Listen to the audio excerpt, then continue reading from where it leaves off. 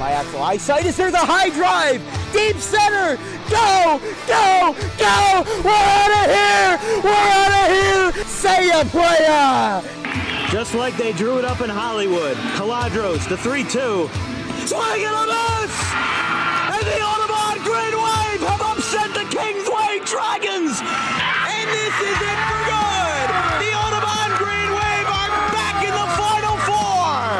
A gold pile on their side! All right, ladies and gentlemen, welcome to DW Broadcasting's coverage of men's varsity. From our entire crew, we'll see you tomorrow. Have a good one, folks.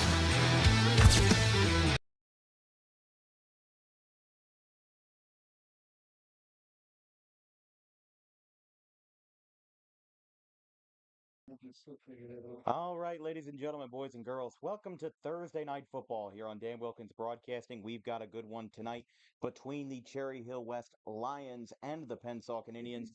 Of course, Pennsauken ended up, Pennsauken won 4 straight before last week, a 35-29 overtime loss on the road to Shawnee. A very good game over there in Medford, but Cherry Hill West, we saw them last week, and this will be the second week in a row we'll be seeing the Cherry Hill West Lions, that is. And, of course, Cherry Hill West lost 28-7 to Cherry Hill East in the Battle of the Boot. Their first loss in that event since 2012, 12 years ago. So things are changing for Cherry Hill West, with their leading passer and leading rusher being Hayden Baker with over 600 passing yards and over 300 rushing yards as well. The thing to note about Cherry Hill West is that Cherry Hill West, in every game that they have won this season, has allowed 7 or less points to the defense.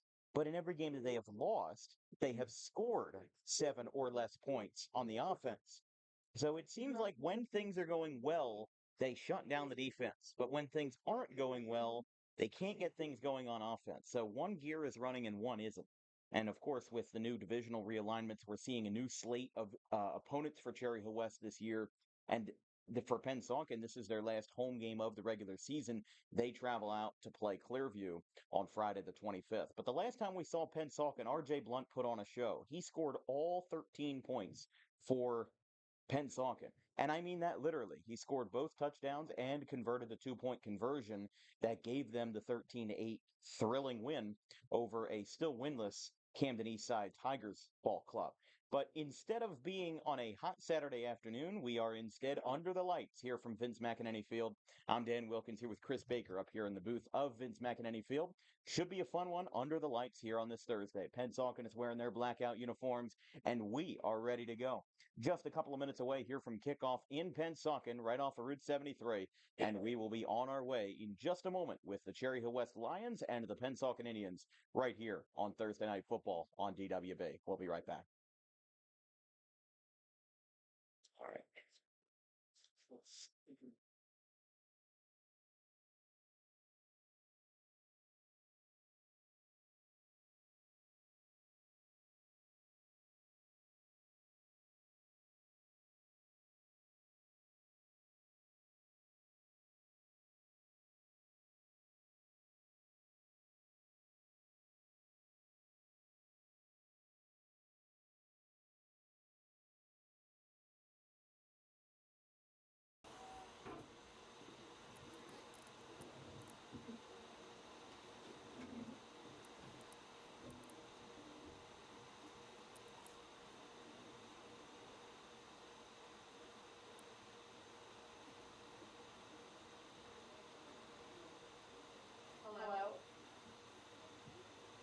He said bring West out.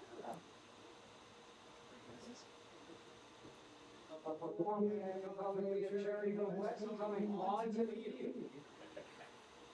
guess it would help if they were out there for kicking it. That's how they were running. I guess it was right. I just saw them walking out.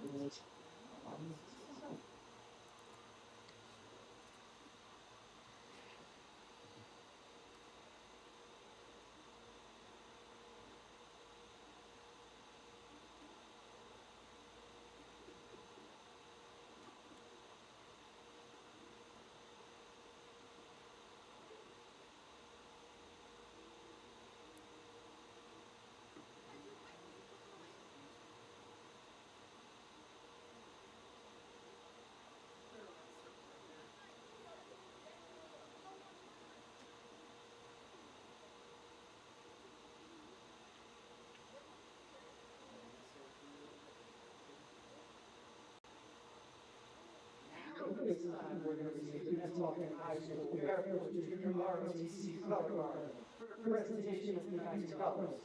Performing the national anthem will be members of the Pennsauken High School Concert Choir.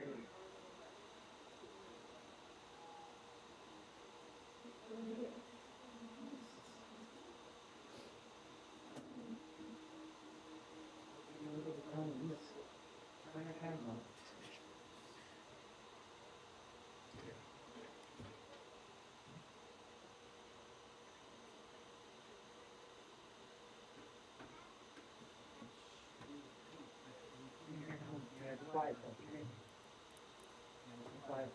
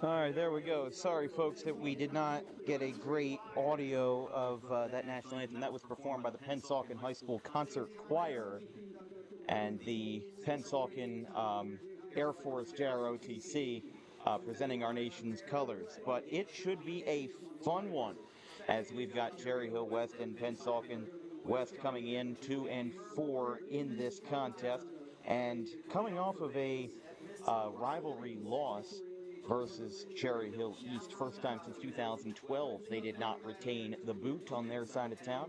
That was a fun game, even if technologically we had our issues there, but we lived to tell the tale. And some fast facts here from tonight's matchup versus Cherry Hill West. The last time these two faced off last year, August 31st, it was a Week 0 matchup, or a Week 1 matchup rather, and a game that Pennsauken won 24-7. In their last 5 matchups, Cherry Hill West has won 3, but Pennsauken has won the last 2. 24-7 in August of 2023, and on September 1st of 2022, it was a slugfest, 47-30, with the Indians coming out on top. In those 3 games prior, Cherry Hill West won 29-16 in 2020, 14-13 in September of 2019, and September 8th, 2018, Cherry Hill West won 23-13. Clinton Tab and crew fell in Week 1 versus Washington Township 28-7 and won the next 4, taking care of Highland, Vineland, Eastern, and Camden Eastside. That Eastern game was just a thriller for one man in particular, R.J. Blunt. That was the game where he scored 6 touchdowns for Pennsauken and rushed for 346 yards. And we're going to be seeing a lot of R.J. Blunt as the Collingswood transfer, now setting up shop for the Red and Blue, has been a force to be reckoned with here in this junior campaign for him this year. In 2024, his first year with Pennsauken, he has already rushed for over 1,000 yards. He picked up that mark with 200 rushing yards and 3 TDs in the overtime loss to Shawnee. He's got 15 touchdowns in 153 rushing attempts. And for those counting at home, that is a touchdown for every 10 rushing attempts. And if you want to get even more technical with it, his 1,064 rushing yards and 135 carries, that gives him 7.8 yards per carry for Pennsauken this year. He has been a force to be reckoned with. Like we said, he scored all 13 points versus Camden Eastside 2 weeks ago. And now Cherry Hill West will kick off. And in just a few moments, we'll be underway here under the lights from Vince McEnany Field. As Pennsauken looking to get back into their winning ways and pick up their 5th win in their last home game of the regular season. Here goes Cherry Hill West with a little squib kick. We saw a lot of that last week, and now breaking through is R.J. Blunt. Looked like he was going to have some room, but instead falls right on top of the spear, and right around midfield is where we will set up shop here in tonight's ballgame. Indians will take over first and 10 at the 48-yard line. That's my bad.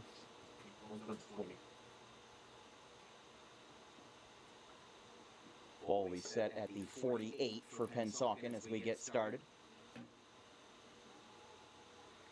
Pennsauken honoring their seniors tonight, including Jaden Polk, their leading receiver. Jaden's a junior. Jaden Polk's a senior. Sorry, I thought you meant Aaron. Here comes the first snap of the night. It goes to Blunt to the right side. And that will get him across the 50 for about 6-7 yards. Bring him up to the 45. Nazir Negron once again setting up shop as the quarterback for tonight's contest. He's got 8 for 26 in his passing attempts, 113 yards. Still has not recorded a passing touchdown this year, but with an offense that is mostly led by that rush and the force that R.J. Blount brings to the table, it certainly is it's not a shock to see why he has all the leverage at the table. That one should be short, and it'll be 3rd and short for Pennsauken. A big thing here for Cherry Hill West is going to be stopping the run. If you missed it during the pregame show, one of the things that we said was when they win, and in their 2 wins this year, they held the other team to either a shutout or less than 7 points, or 7 points or less, I should say. And in their 4 games that they've lost, they have not scored more than 7 points. So they'll have to figure out a way to combine a good offensive scheme and a good defensive scheme here late in the regular season. For Justin Arabia and crew, whistles coming in there from the 49, 48-ish. We'll see where they spot it on forward progress.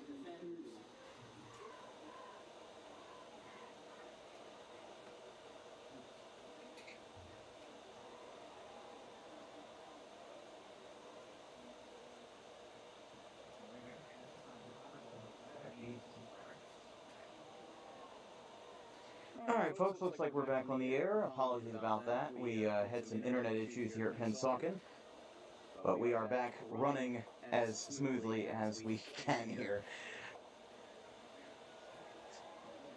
Rolling out to the left is Negron, and he will take himself out of contention on 2nd and or a very long way from 1st down.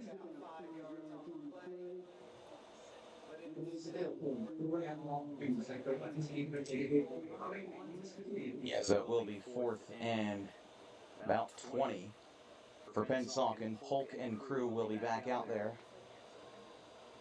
Back to return is number 16, Avi Ben David. There comes a nice... That was a great ball inside the 10, near the 5, and it's at the 6. What did Pat McAfee say? Punters are people too, especially when they're your leading receiver as well. So we've got 44 seconds left in the first quarter. Cherry Hill West takes over. What you missed during the outage, you didn't miss a whole lot. Cherry Hill West got on the board with a 29-yard field goal from Anthony Vanella on the other side of the field, and now they'll have a chance to drive again late in the first. There's a good way of showing everybody the great views we have tonight here in Pennsauken.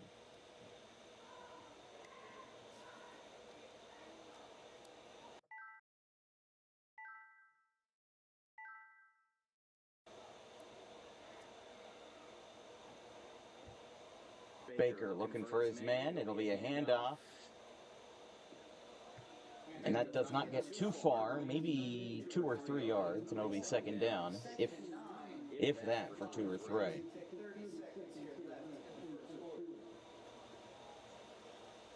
So we'll see if they run another play or if they'll let this one run out at the end of the first quarter. Cherry Hill West currently backed up to their own 7 after a nice punt by Jaden Polk.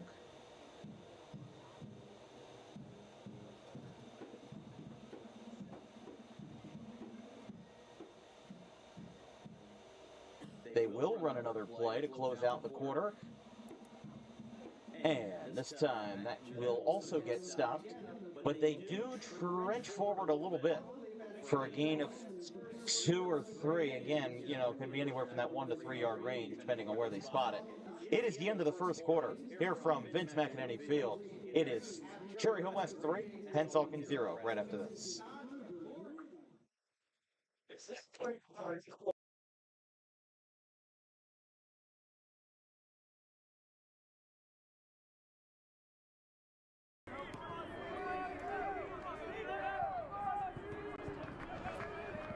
Ryan Nutley, who has 3 RBIs so far, is up on deck as here's a fly ball at the center field, going back to the wall. It is gone! 3-run home run, Steve Schaefer. He rockets one out, and it's 9-2.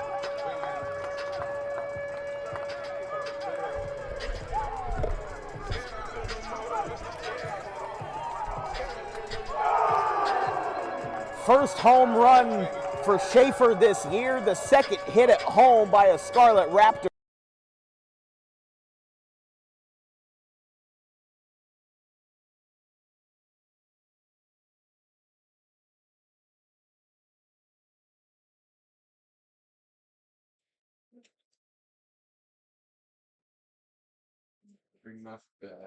Yep, go ahead.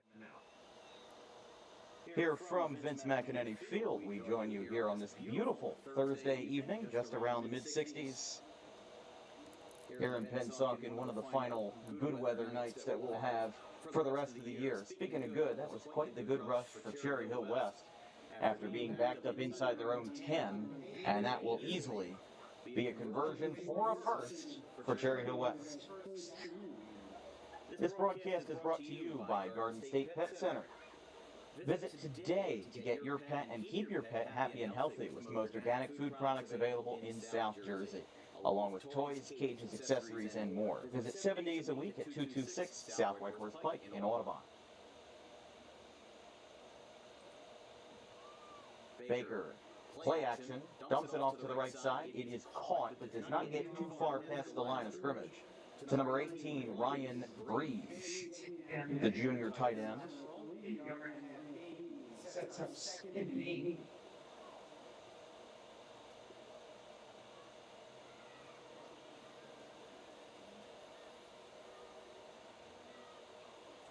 Don't forget, tomorrow night, we've got a thriller down in Gloucester County. It is the Washington Township Minutemen and the Kingsway Dragons, and what could be our most important broadcast of the entire season to this point. Here comes a pass from Baker to the flat, to the right side. He'll get pushed out of bounds, but this also might be good enough for a first. And it will be a West first down. We will have, of course, on Friday, October 25th, our second annual DWB fan vote game, where you viewers decide where we go on Friday, October 25th. We will have 4 options, like we did last year. The only change is that we will include voting on Twitter and Instagram, and we will not have a Saturday fan vote game. We had 2 votes last year for a Friday game and for a Saturday game. That will not be happening this year, just the standalone event on Friday. Here comes the handoff from Baker. Immediately getting swallowed up in a host of black, red, and blue. Oh, you know what? The ball came out, and Pennsauken has it. I don't think a lot of people picked that one up. I didn't really see the play unfold fully, but that is one of the more anticlimactic turnovers we've seen in a long time. And Pennsauken will take over in enemy territory.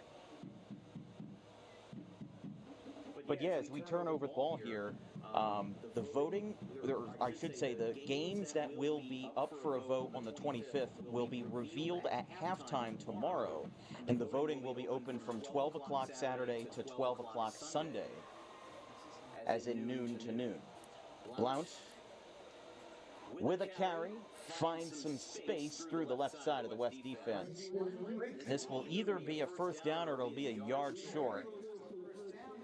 And the refs do signal second down. Just short, 2nd and 1.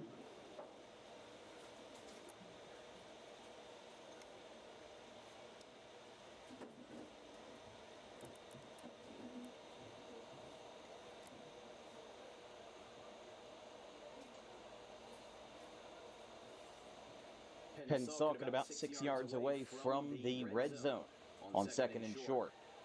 Negron drops back, he finds a gap, makes a couple defenders fall, and he himself will fall inside the red zone around the 15, between the 15 and the 12. And Negron advances the ball for Pennsauken. That's a good move there. I mean, he scanned the field well and didn't find any receivers that were in his wheelhouse. And, you know, just sometimes you have to make a split-second decision and say, hey, I got to take this myself. And it does count for a Pennsauken first down. Only one more set of chains before we set up 1st and goal. It's 1st and 10 from the 15. Pennsauken, and barely even got the play moving there. We're going to have another offsides call. That's the second time in this first half that West has been called for an offside. 1st and 5. Is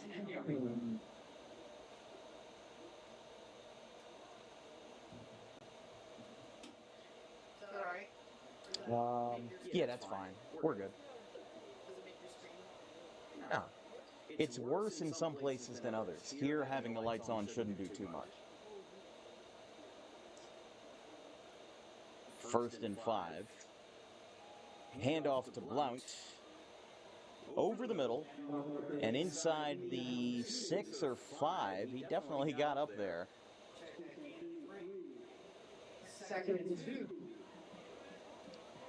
And it will be right in between the 6 and the 7-yard line. 2nd and short. Here from Pennsauken at Vince McEnany Field. We talked a little bit about Vince, but our internet crashed out while I was making that discussion. He's the winningest head coach in Pennsauken history, and this field was dedicated in his name back in 2008. High snap. Botched. Who's got it? It basically got batted down by his own man, and it looks like Pennsauken falls on it. So a sigh of relief for Pennsauken as a snap goes wrong does not hurt them too harshly. Sets up the 3rd and 3. It'll be 3rd and 3 as they were not able to get too much going there, and they were lucky to keep the drive alive.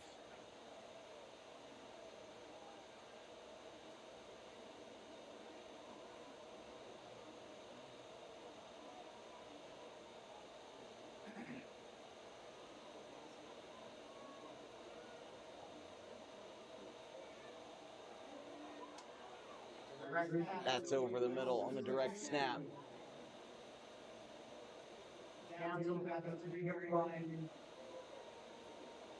And that will be 1st and goal. So they drop the chains.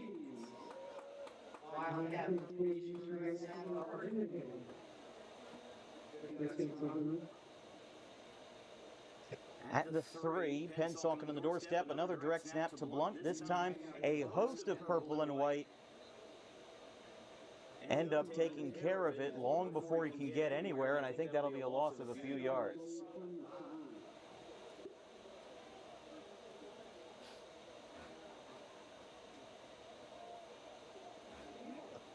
They will knock this back to the 5. You guys want it on me now? It's better if it's like a weird, like I see this in it's better if it's off, but we don't. There's some places like Clayton and a few others where if you have the lights on, you can just see my reflection the whole time. Here comes a rush up the middle. Blount spin cycles his way. It'll be short of the end zone.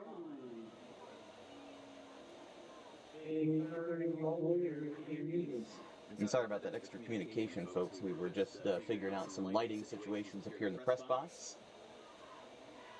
We are about halfway through this second quarter.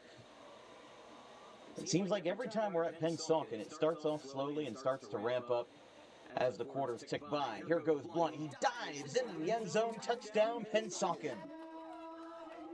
He gets his way in, and R.J. Blount with his 16th touchdown for Pennsauken, and it is going to make it a 6-3 ball game. They will attempt the PAT for Pennsauken. Negron will hold. This will be taken for 28, Lucas Silvestri. It is a line drive that sails through the uprights, and it is a 7-3 game, as I don't think you could get much lower than that, but Pennsauken converts nonetheless. They lead 7-3 midway through the second here on DWB. We'll be right back.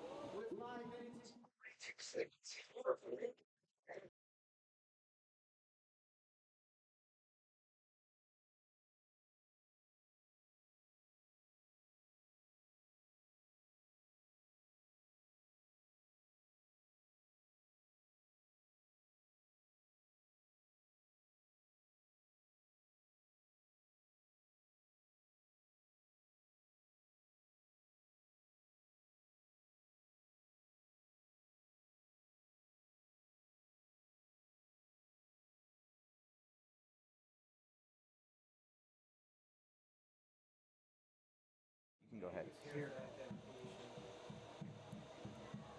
Here at Vince McEnany Field, between two teams that were once coached by the legendary Vince McEnany. Pennsauken and Lucas Silvestri will send this one away after a rushing, diving touchdown by R.J. Blount. And the extra point. This one's a low hanger. Picked up at the 20. Rolling out to the right, now goes for a crossover and instead gets halted. As the return by Jordan Barrios ends up getting snuffed out, and this will not be a gain of much for Cherry Hill West. They're going to set this one up at the 19. I'm sorry, 24.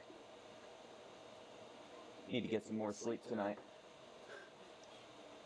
I just think the chain cream's got to hit in the right spot.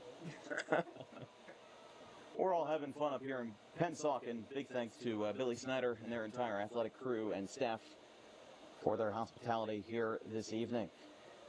A rush up the middle does not get too far. Will be second down.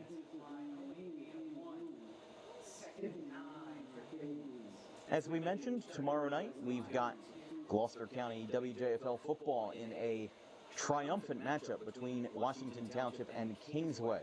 That's a 6 p.m. kickoff tomorrow, and then we are back for our final of 4 games with Woodbury.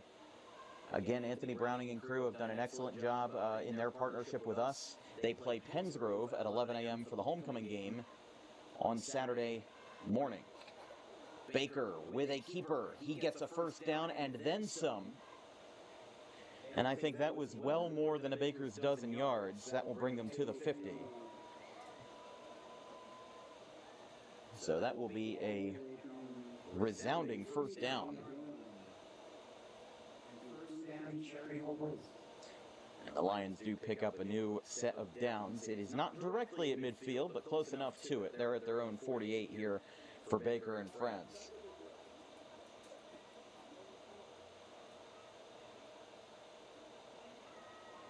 Handoff to the left side. This time, not going to get too far.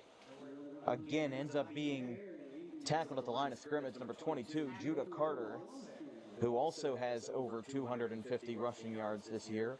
I mean, the difference between West and Pennsauken is that, you know, the pie is divided a little more evenly with West. You've got Baker, who is the leading passer and the leading rusher, but you've got also guys like Judah Carter who have, contributed significantly in their rushing game. If you look at Pensauken's NJ.com stats, R.J. Blunt has about 1,050 rushing yards. Nobody else has more than 25. And that's at least according to the stats. I don't know if everything is updated, but that's just what the numbers said. Which would be very impressive for Blount if that holds up. Sending Berrios in motion. Baker chased by 2, and it gets tipped out. Intended for Berrios. And the pressure caused that gap to collapse, really. As number 59, Damon Rogers, was in on that as well, along with number 57, the senior, Giovanni Da Silva. As the Pennsauken Marching Band serenading us here this evening. Always nice to see the energy up here on this Thursday night game. You know, we've seen a couple Thursday night games with really just kind of abysmal attendance. It's nice to see the crowd filling up, even if there are a few empty seats here for this Thursday contest. Pass completed from Baker. And it will be a first down for West. I mean, West doesn't have all the time in the world, but they certainly have enough time to play their cards correctly. They have 3.5 minutes in the first half, and you can definitely get yourself in the chip shot field goal range if all else fails, and make it 7-6 going into the half. However, you know, that's not the end goal. You're not going to, you will receive the ball to start the second half, so this would be a nice bonus for them to get on the board and then some, and then have a good advantage to start half number 2. That one was a scramble to the right side. It'll be 2nd and 4 for the Lions.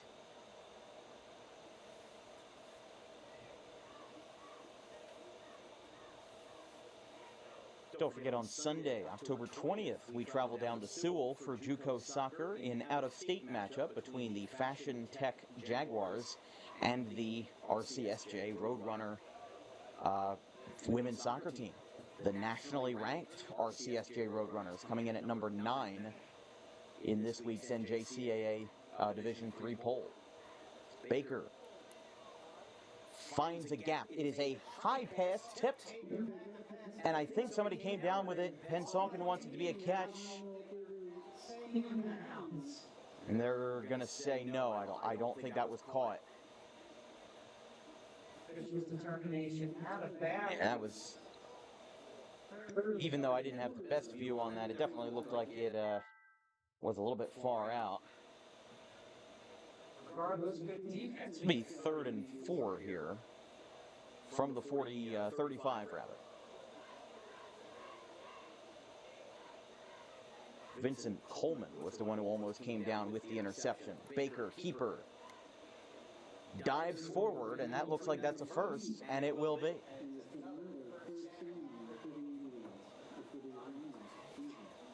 See, the thing is about Pennsauken 2 weeks ago, and we saw them versus Eastside, they ran a very efficient offense. If they found the end zone, they found it quickly. And that's part of the reason why the game was scoreless through all but one quarter. Because of the fact that, Pennsauken was running these drives so quickly and then stalling out, it allowed these guys to get 5 or 6 drives in per quarter as we get within 2 minutes of the first half. Here goes Baker again. Another keeper. Oh. Something hit there. Hold on here. We're trying to fix something. But I don't know what it did. There we go. Well, since our camera decided to kind of flip out on us there, that's a gain of 6. And for those Cherry Hill West fans out there, at least this is a broadcast without much internet interruption, considering what we had last week with Cherry Hill East. Out of our control, but still, you know, glad we can get you guys on the air for a live performance this time. Here's over the middle. He finds room, and he will find the end zone. And if the extra point is good here, this will be the 10th point of the night if they can get the PAT.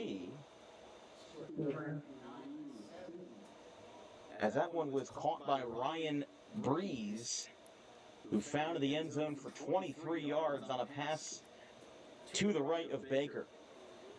And once again, this will be a PAT attempt for the lineman/kicker, sophomore Anthony Vanella. It's up, and another low flyer. It's good. And Cherry Hill West has put up their 10th point of the evening. They are up to double digits first.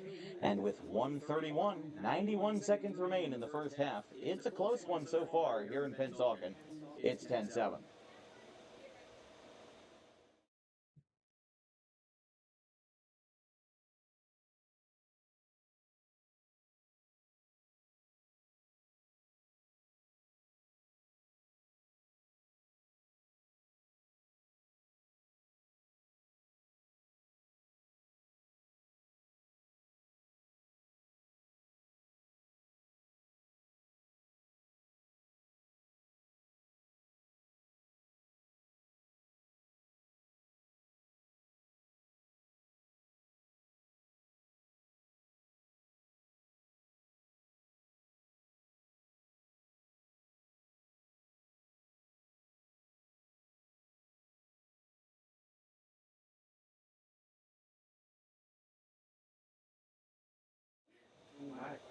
Welcome back here at Pennsauken, as certainly they are dreaming to find the end zone again.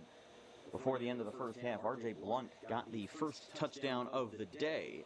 Wasn't the first score of the day, but it was the first accounted for 6, as he found the end zone on a goal line dive. Cherry Hill West just took the lead back on a 23-yard pass to Ryan Breeze.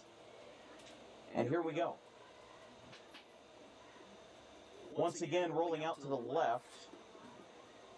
A bouncing kick gets picked up at the 10. Pennsauken with Polk finds some room. All he has left is the kicker, and he falls at the 45.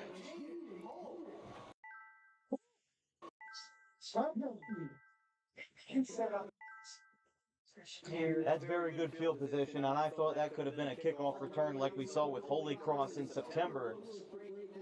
But he only had one man in front of him, and that was the kicker, but it seemed like maybe somebody from behind took care of business first and prevented Polk from finding the end zone on the first play of the drive. Now we're back at their own 45. Still great field position. And Negron and company will look to end the half with a lead instead of a deficit, considering West will get the ball back to start the second half. Dumps this one off to the right side. That was looked like a one-handed catch. Picking it up in his right forearm. It's dumped off to Jabari Sanabayata. So a gain of 8 for Sanabayata. And we are under a minute left in this first half. 10-7 West. High snap. Finds a way out of it. Stays on his feet. He gets past Breeze. And he is taken down at the 35. Both teams have all 3 timeouts remaining. Down for the Indians. Now 35.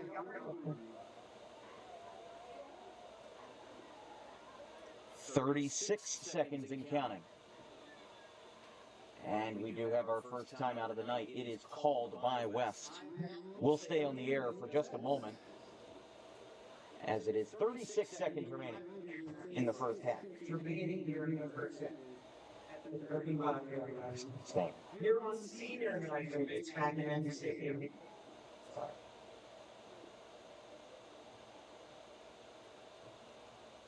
Pregame ceremonies today honor not just the senior football players, but the senior cheerleaders and our senior pageant. That's one thing that I was forgetting, to put up the timeout graphic. That always helps. West has 2 remaining, Pennsauken has all 3. This broadcast is brought to you by Harper Driving School. We mentioned them earlier, but because of our internet issues, the only people who heard them were our lovely folks in the press box. So we'll bring it to you again. Over 95% of students who take the Harper Driving School New Jersey State driving test pass on their first attempt. If you like those odds, you can book an appointment today at Suite E of the Total Turf Complex in Pittman, right off of Lambs Road. And if you are a small business owner interested in advertising with Dan Wilkins Broadcasting, all commercials you see on today's broadcast are filmed, edited, recorded, and produced by myself and my wonderful crew. And all funds from commercials go towards college expenses. I am a freshman at Rowan College of South Jersey. I do this to advance my career, and also goes towards travel expenses for further out games and equipment upgrades. 1st and 10 with 35 seconds left in the half, coming off of a West timeout, driving through the middle and into the red zone, or at least on the edge of it. The clock does stop at the 30-second mark, and I think this one will also be a timeout. This time, Pennsauken calls it, and we'll stay on the air again. But if you are interested in advertising with Dan Wilkins Broadcasting, you can send us an email with an advertising inquiry at thedanwilkinsshow@gmail.com. We will send you an advertising flyer.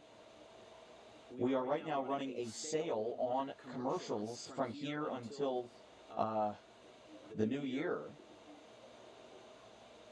So for more information on that, you can send us an email with an inquiry at thedanwilkinsshow@gmail.com. Get in on the action today and expose yourself to over 60,000. And we're actually nearing 70,000 annual viewers here on DWB. So if you want to get your name in the advertising game in South Jersey, send us the inquiry today and we will get you on board. A diving first down for Pennsauken. And they are at the 21 on the doorstep of the red zone with 28 seconds left.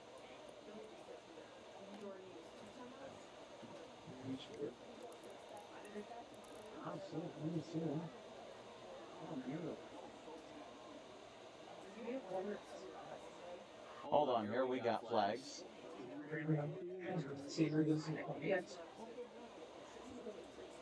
We've got a full start.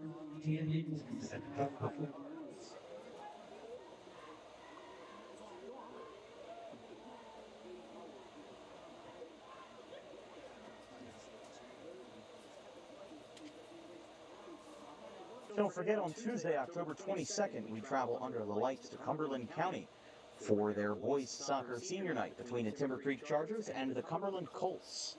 That'll be a 6 o'clock start time from the Cumberland Regional Football Field. 1st and 15 for Pennsauken after a false start. We've got 27 seconds remaining in the first half. Like we said, Cherry Hill West will receive the ball to start the second half, so it's imperative that they find the end zone. It is incomplete, a little too much mustard on that, intended for Blount. I'll bring up 2nd and 15. 21 seconds. Definitely the urgency is back up for Pennsauken here as they want to get themselves another 6 and maybe even another 7 before the half. It never is a good feeling to go into the halftime break knowing that you could have done more and knowing the fact that you're not going to get the ball back to start the second half. You can kind of, find a silver lining a little bit if you're going to get the ball back, but, if you're Coach Tab and with Pennsauken, definitely need to find some answers here in the final 21 seconds, even if you bring out Silvestri for a chip shot field goal. Rolling out to the right, Negron tips it off of the lineman's head. It's caught by Sana Bayana, and they got it to the 5-yard line. The clock stops at 12. Coach Tab calling for timeout. Pennsauken calls a timeout, and how about that? Sana Bayana plays it like a pinball machine and takes the tip off of the West defender and takes it to the 5. Yeah, we're actually even better off than that. They're at the 3. So what did we say about Pennsauken needing to find some answers? They found their answer. And Sanabayata picks it up, a name that we did not hear too much of 2 weeks ago, now finding the spotlight here under the lights from McEnany Field.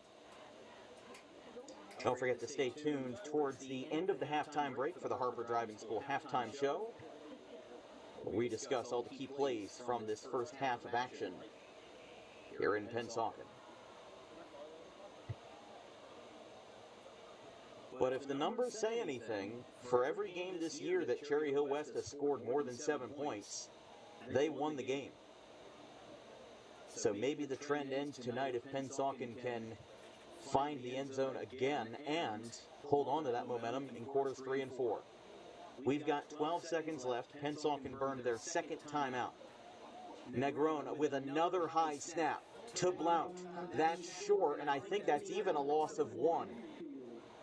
Clock stops at 6 seconds.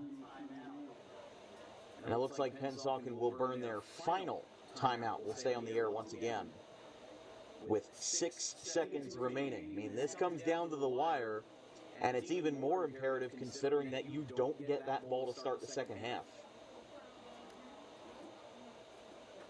You'd rather be on top now and have a little bit more confidence going into the break instead of saying, what could we have done? We should have scored on that last drive.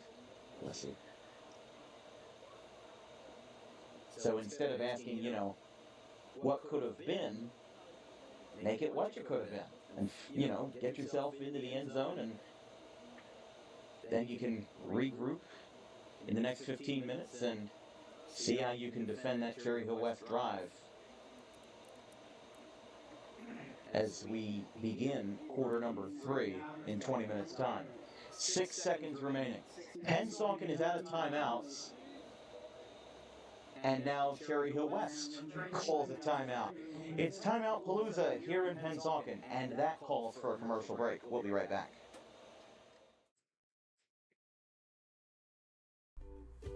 In life, the road ahead is full of possibilities, but to navigate it safely, you need the right skills. Harper Driving School is the premier driving school serving Gloucester, Salem, and Camden counties. With experienced instructors, many of whom are teachers in local schools, we are dedicated to your success and will help you master the road with confidence. With an over 95% success rate of students passing their road test on their first try, you know your student will be in good hands while embarking on a huge step of their young adult lives, all while avoiding the lines at the DMV and getting insurance discounts. We chose Harper, and so should you.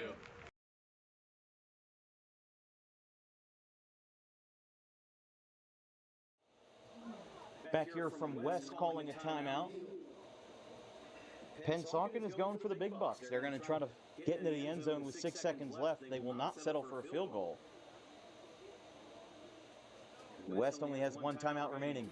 5 seconds and counting. They dump it off. And that looks like that's going to end the half as he scrambled a little too much. He tried to dump the pass out of the back of the end zone. And now the Pennsauken coaches, I think, are arguing that there should be more time on the clock. Cherry Hill West is immediately rushing off the field. You can see their coaches are immediately like, get off the field, just so that you don't have to worry about anything. And I mean, I've never seen that much urgency for people to get off the field in a long time, but that's what it looks like it'll be.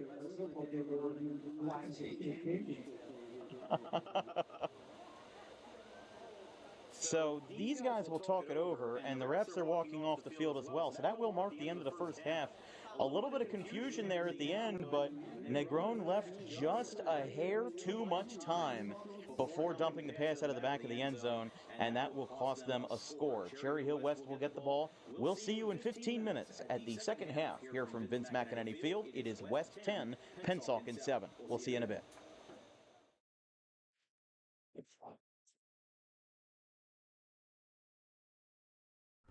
Garden State Pet Center is an independently owned full-service pet store. Our specialty is promoting companionship between people and animals by providing the healthiest product choices available, including all-natural foods, supplements that support and relieve health issues, and innovative products for pet parents. Our goal is to provide our customers with a relaxing environment, and while we're not striving to be the biggest store on the East Coast, we're striving to be the best.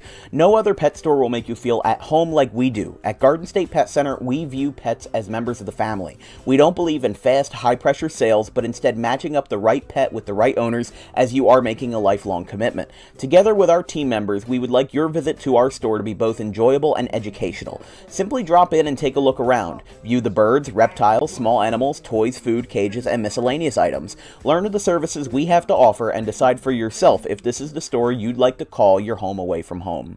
Victor Santucci, owner of Garden State Pet Center. Visit us today at 226 South Whitehorse Pike in Audubon, New Jersey. We're open 7 days a week for all of your pets' needs.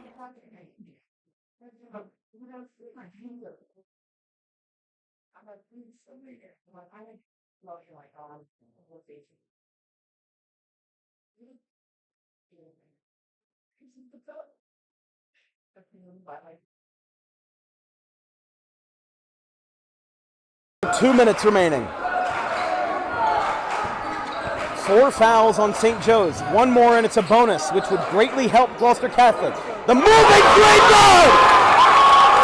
It's a one-point game just like that! This place is going nuts!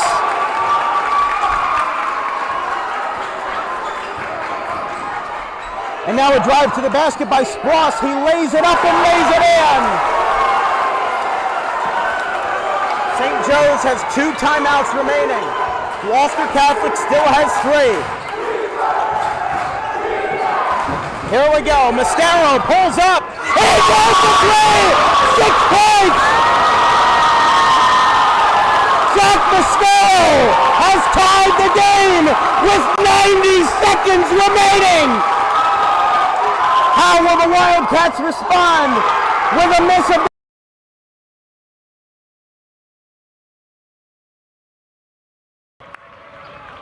1-0 Red Bank.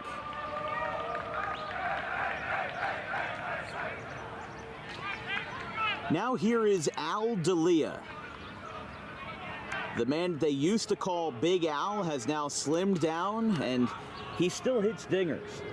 He went viral in 2018 for his catchphrase during the Little League World Series when he was introduced by the ESPN camera crews and was given his standard introduction. He said, "Hi, my name's Big Al, and I hit dingers." And that sentiment still holds true today. He had his first career high school home run versus Rumson Fairhaven in their opening game of the campaign last week. There's a swing and a miss, 0-2. But D'Elia, kind of a folk hero for baseball players who just want to hit the ball far and have fun while doing it. The poster child now is the poster big fella. Fly ball right center field. This is going to be a sac fly. Taken in by Terranova, and Big Al might not hit dingers, but he certainly drives in runs. It's 2-0.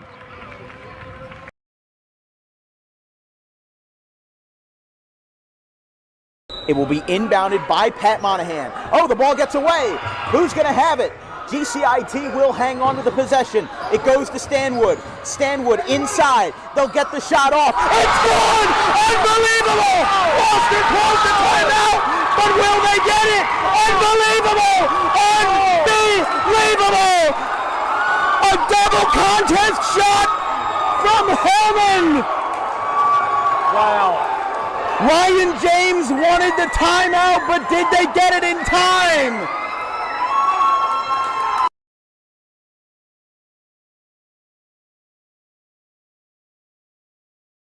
BB and Copsetta trading a couple looks.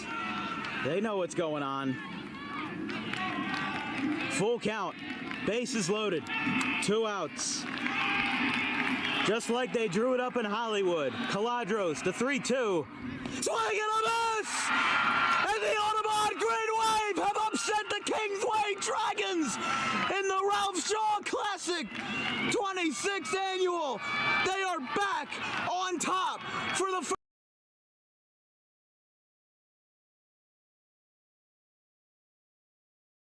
Doubleheader reached first on an error in the first at-bat of Game 2. This one's lined into center field. Slider going over. He dives. Did he make the catch? Yes, he did. Ryan Slider makes the catch. Not on a slide, but instead on a dive. 2 away.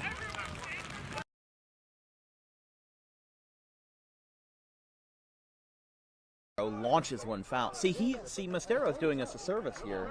Or excuse me, D'Alessandro. D'Alessandro is doing us a service here. He's letting us have this conversation by having a long at-bat. But a lot of people are still caught up in the D1 or bust mentality. Listen to this crowd. Listen to this crowd. We'll talk about that later. 2 balls, 2 strikes, 1 out. Clapping it up here for the Roadrunners. 2-2. Here's a fly ball out towards center field. This one's going back, and this one is gone! 3-run homer! D'Alessandro! And it's a 1-run game at the crack of the bat.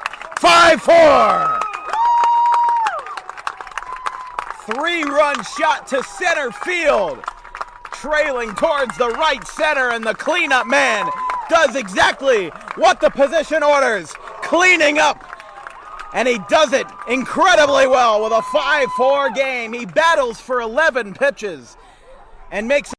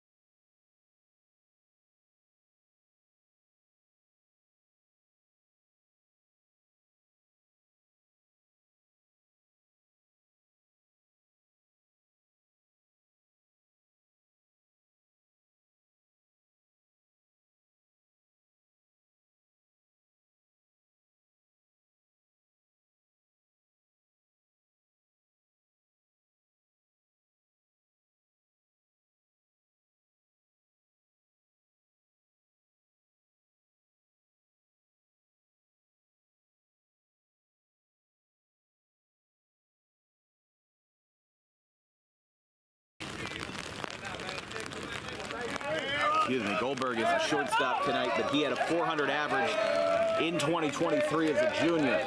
A homer in each of his sophomore and junior campaigns, 331 career mark and a 430 career slugging percentage. And speaking of home runs, there's a fly ball to left, and it's gone!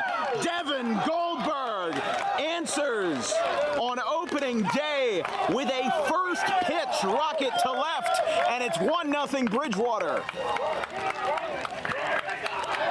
We were just talking about the long ball, and he stomps on the plate, mobbed at home, and Goldberg, the leadoff man, with a swing of gold. It's 1-0.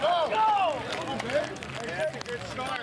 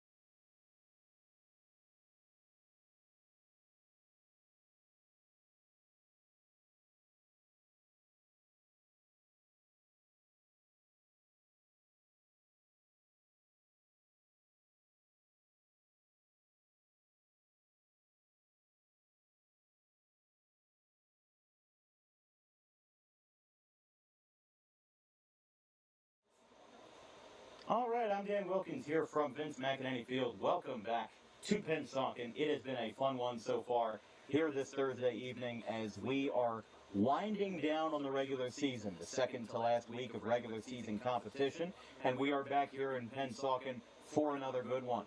I honestly, just laying it out there, going into this game, I didn't think it would be all that close. Cherry Hill West is a respectable program, but they've had their ups and downs this season. And we just saw them 7 days ago losing to Cherry Hill East 28-7 in the Battle of the Boot. So they came out to play today, got on the board first, and mostly held Pennsauken down on the defense. And if they weren't able to stop the run, I think Pennsauken would have easily put up 21 points at this point. But Cherry Hill West is holding the fort on defense in kind of an unexpected manner. And their offense has been somewhat proactive as well. I mean, they lead at the half. And remember, in the last 2 games that these two teams have played against each other in the early weeks of 2023 and 2022, Pennsauken won by double digits. So there still are 24 minutes for Pennsauken to turn things around. But Cherry Hill West does get the ball to start the second half, which could throw a wrench in things if Cherry Hill West gets back on the board. They got the scoring started with a 29-yard field goal and then a 23-yard pass from Hayden Baker to Matt Breeze to find the end zone again, and that's where we stay at 10-7. RJ Blount had the only touchdown for Pennsauken, a goal line dive in the second quarter. So it's been fun, and it's a fun crowd tonight. There's maybe about 60-70% of those seats full, not as much on the west side, but this is a Thursday night, and we have good energy for Thursday night football. We've got one more Thursday game remaining this year. That's Seneca and Willingboro on Thursday the 24th. And don't forget, tomorrow night we've got Washington Township and Kingsway from Woolwich for our last scheduled Friday Night Lights game of the year, except for that fan vote game in which those options will be revealed at halftime tomorrow. But we'll stop talking about the future. Let's talk about the present. Hayden Baker has been really good at passing and rushing tonight, and that shouldn't come as a surprise because he is this team's leading passer and rusher. And Cherry Hill West is a team that has a lot of depth and knows how to split up the pie. And Pennsauken with R.J. Blount, I mean, he's been incredible on the rush, but he doesn't have a lot of guys behind him that are able to take that weight off of his shoulders. But if you're Pennsauken, why do you need that? He's your best rusher. He's over 1,000 rushing yards already, and he's scored 16 touchdowns, including the one that he scored in the first half. So if you're Pennsauken, the combo works, and if it ain't broke, don't fix it. These guys lost in overtime to Shawnee last week, and before that, they had won 4 straight games. And in this being a key divisional matchup for the Freedom Division, Cherry Hill West is right now proving that they belong. They've had a rocky season. Nobody will fight that. And a 2-4 record isn't the best on paper. But Pennsauken has been able to, kind of be, knocked down by this Cherry Hill West team. If Cherry Hill West did not have the ability to stop the run, we wouldn't be talking in this inflection. We'd be talking about a lot more about what Pennsauken did right and what Cherry Hill West did wrong. But the tide has turned a little bit, and we've got a 3-point game with 24 minutes remaining in regulation of this WJFL contest. I'm up here in the booth with Chris Baker, as big thanks to Billy Snyder and the entire Pennsauken athletic staff for having us out here tonight. The snack stand food is always good. That's basically my dinner for the entire months of September and October. But we have a nice crowd in attendance tonight as we will take a quick break as Pennsauken and Cherry Hill West, they huddle up on their respective sidelines. And we are ready to go here in the second half from Pennsauken. We'll be right back. All right. Hold on.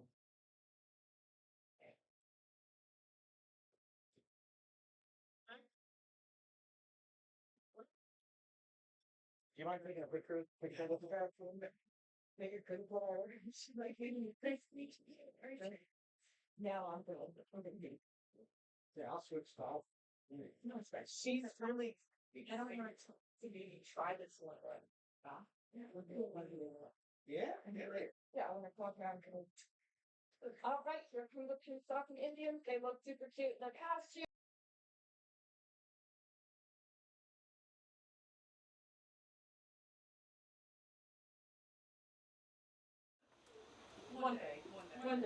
Back live from Pennsauken. We've got a packed house both inside and outside of the booth.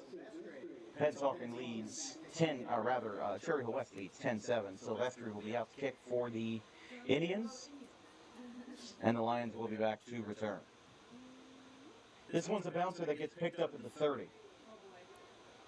He runs into his own man and will get swallowed up at the 42. Whistles finally fly. That was taken by number 6, Xavier Richardson.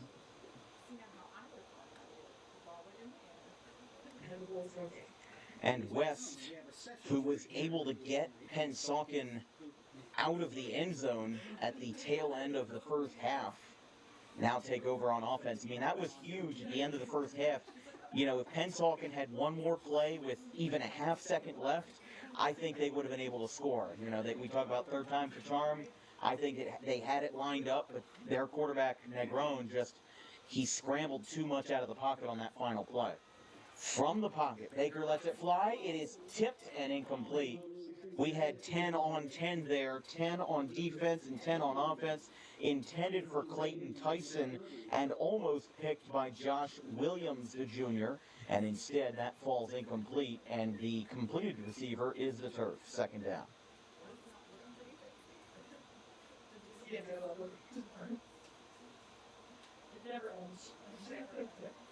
So 2nd and 10 after the incompletion by Hayden Baker, who, like we said, holds the rare distinction of being West's leading passer and rusher. I mean, shows his mobility out on the field and his prolonged stamina as well. Here comes another handoff, and that will get stopped short as De Silva, the senior, on the tackle. 3rd down, and they actually will say that's a gain of 1. My apologies. It will be 3rd and 9 from the 43. We're coming to you live here from Pennsauken and the Vince McEnany Field complex that was renovated in 2020 and has had a lot of improvements here for Pennsauken. You know, they have a storied athletic history and one of the best facilities in South Jersey and one of the most well-kept as well. You'd be very hard-pressed to find a piece of trash on the ground here at Pennsauken. 3rd and 9. 1-yard gain on the last play. It is, hold on here, that time it is ruled incomplete. It was a forward pass to number 8, Asa McMillan.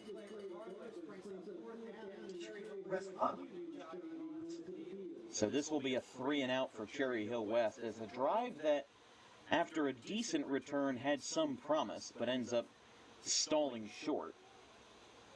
And the punter, Vanilla, will be back out. Jaden Polk to return. See, that's the way to save up on guys. You can be the punter and the returner at the same time. Vanilla with a beautiful punt. Does this have too much on it? It's picked up by Polk inside the 10. He finds some room. We've got a flag flying in.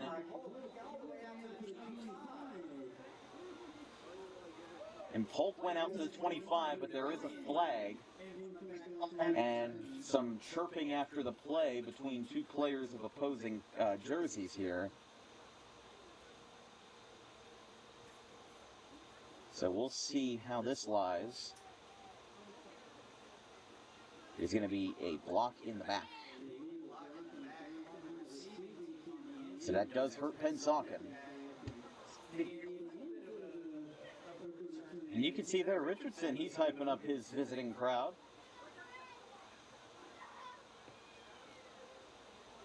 These guys are starting to get fired up here early in the third quarter. And hey, it's a close game. Last home game of the year for Pennsauken to defend their territory before they go on the road to Clearview next week.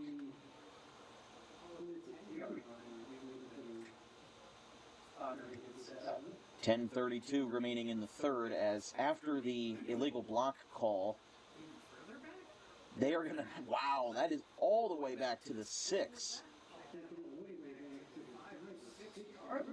So Pennsauken will certainly start their drive backed up against the wall, and they'll have to make some changes and have to make some quick adjustments here on the offensive line. Changing personnel on both sides here. Yeah, everybody's changing. Okay. From the 5. Handoff over the middle. Oh, never mind. This cuts out to the left. He is from the 5. Blount looks behind him. He no longer has to look. We see no flags. And all we see is a touchdown Pennsauken. 95 yards to the house. And R.J. Blount found a gap and never looked back. Pennsauken retakes the lead. And yeah, no flags. 13-10.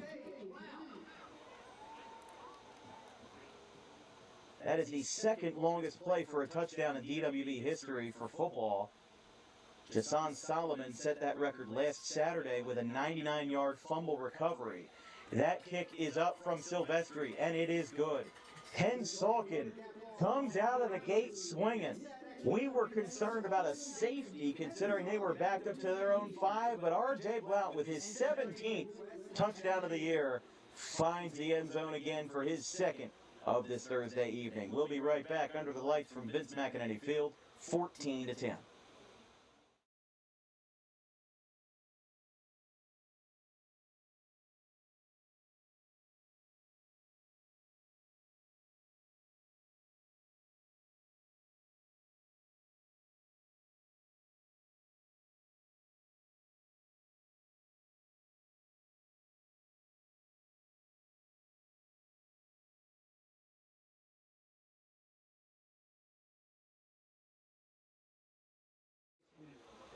Fourteen to 10, Pennsauken leads after a 95-yard rush by R.J. Blount. Here comes Silvestri, sending it away to the 20. Returned by Breeze. And he does not breeze through the Pennsauken defense, instead getting taken down at the 38. Turn all the way in. This broadcast is brought to you by the Dangerous Adrenaline Wrestling Gladiators, or Dog Pro Wrestling. They are the premier pro wrestling organization in South Jersey with high-flying action and incredible entertainment throughout the state. For more information on future events and ticketing, visit today at Dog Pro Wrestling, DAWG Pro Wrestling.com.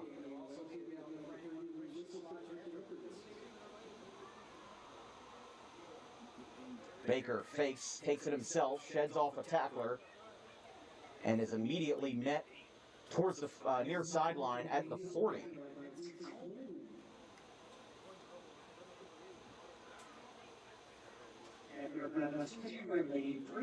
Sets up second and 7. It'll be 2nd and 7 here for West. They went 3 and out on their first drive of the half, and if there's any silver lining to that touchdown for R.J. Blount, it gives them a new drive without sacrificing much time. Because, I mean, they gave up 7 points either way. But they did it in one play instead of on 15 plays, and it wears down 6-7 minutes of game time.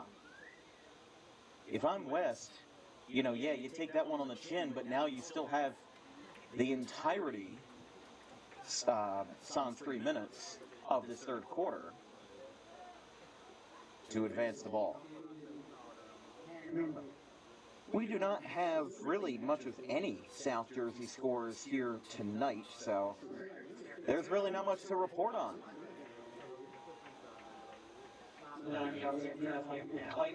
Yeah, everything for this Thursday night besides this contest that we're watching, or that we're covering right here, everything is up north. So we're glad that you folks have taken time out of your day to tune into this live stream. I'm Dan Wilkins here with Chris Baker on production.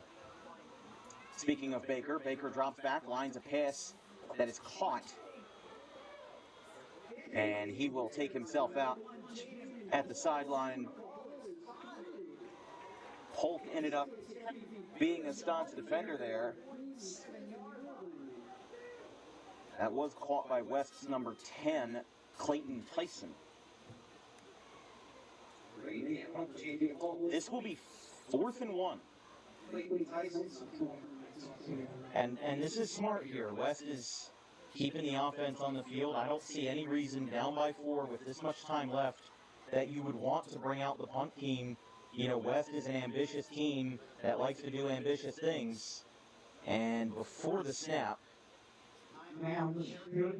West will burn a timeout. They burned their first of the second half. They will take a break, and so will we. 14-10 with 8:24 left in the third.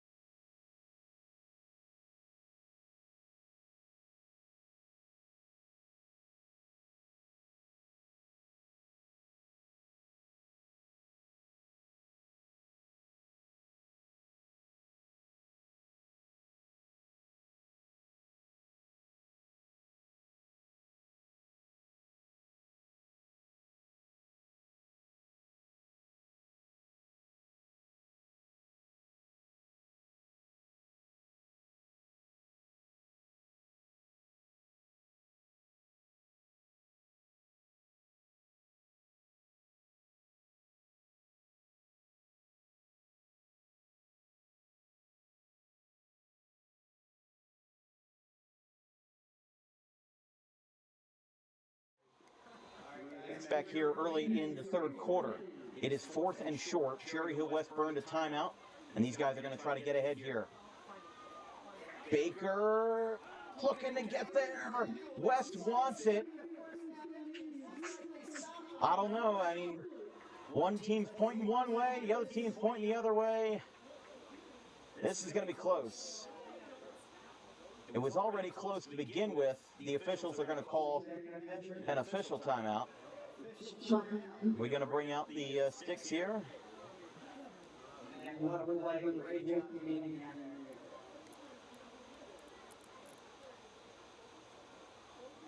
Let's see.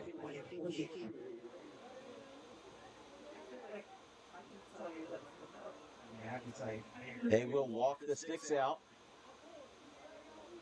Ball is right on the 48. So they have somebody in the middle there holding down the chains. Pennsauken thinks it's short.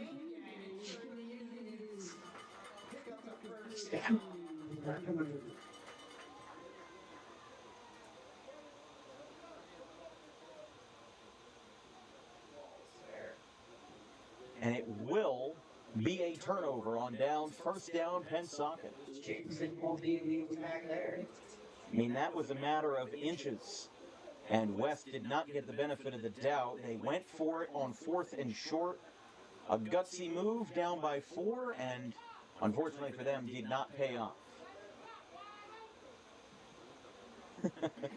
1st and 10 now, Pennsauken starting their drive across the 50. They are at the 48. Actually right in between the 48 and 49, but still good field position for Pennsauken as they look to extend this lead.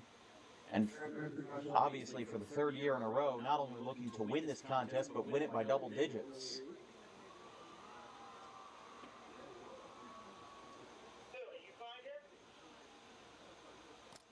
Handoff to Blount.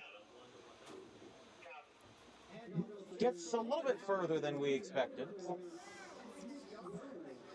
Gets about 6 yards on it.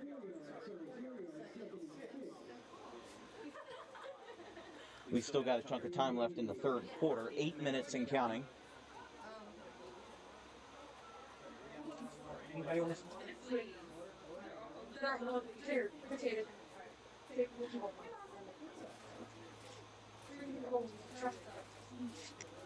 Another handoff. And whistles blow at the 45.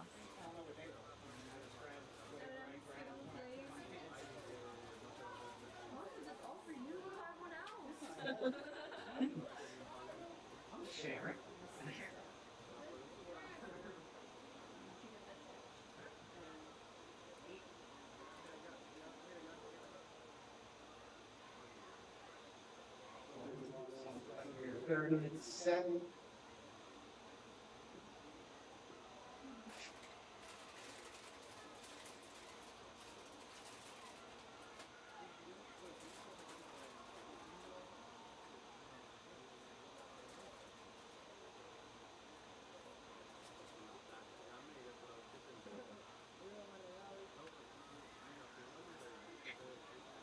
Third and 8 from the 46.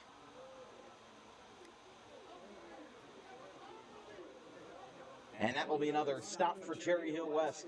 Their defense has stepped up for the most part tonight, and they have stopped Pennsauken more times than I really expected them to. I mean, props to West, for a team that is having to shake off a 21-point loss to their rival from last week. They are now bouncing back. Even though they don't have the lead at the moment, they've held it for most of the night.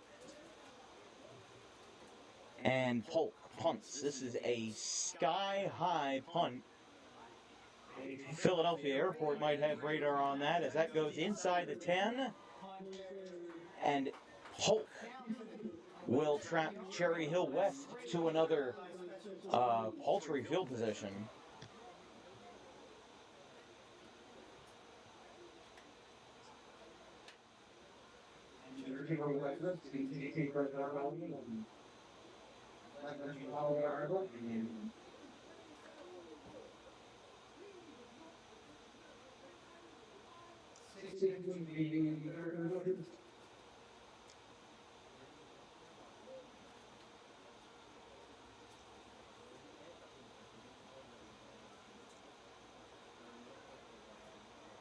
First and 10, they are at the 11-yard line. So another successful punt by Polk.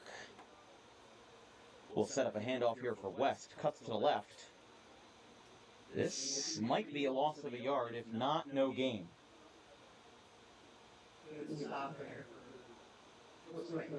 I think Judah Carter was the one who took that handoff. If not, it was number 24, Keanu Rivera. One of those two as Baker joins his company, and the other 10 men on the field for West on 2nd and 10. No gain on that rush. 5.5 minutes left in the third. West looking to get back on the board. They have a field goal and passing touchdown to their name tonight. Racing out of the pocket. He lets it fly. He's got a man behind him and a little too much on it, as it was intended for Avi Ben David. And Polk was on the coverage. As Polk kind of danced with him in coverage, I guess you could call it a Polk polka, but it would be third down after the incompletion.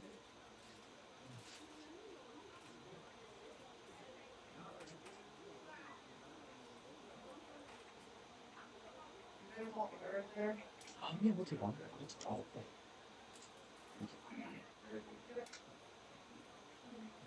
West breaks from the huddle. It's 3rd and 10.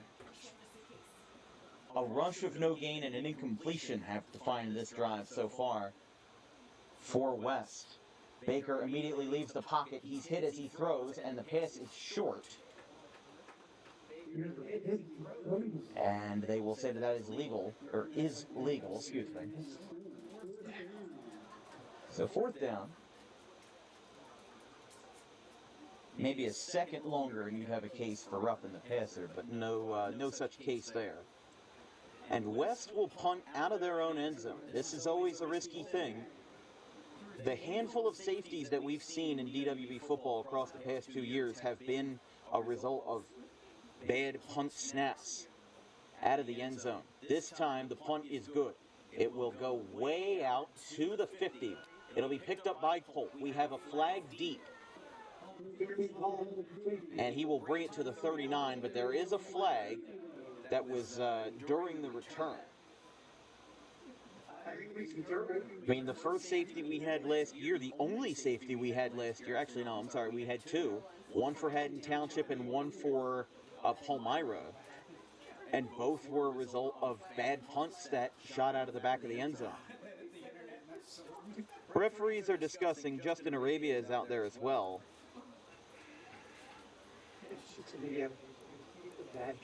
Will be against Pennsauken. Looks like a hold on the return.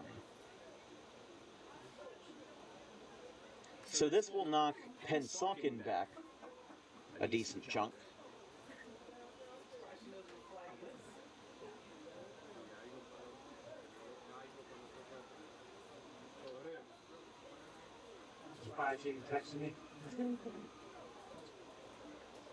So Pennsauken takes over despite the penalty against them on the return.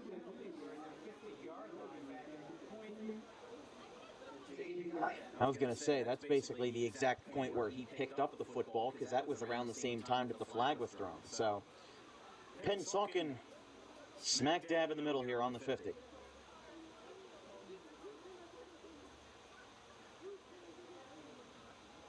Handoff, diving forward, and he gets about 3 yards there, second down.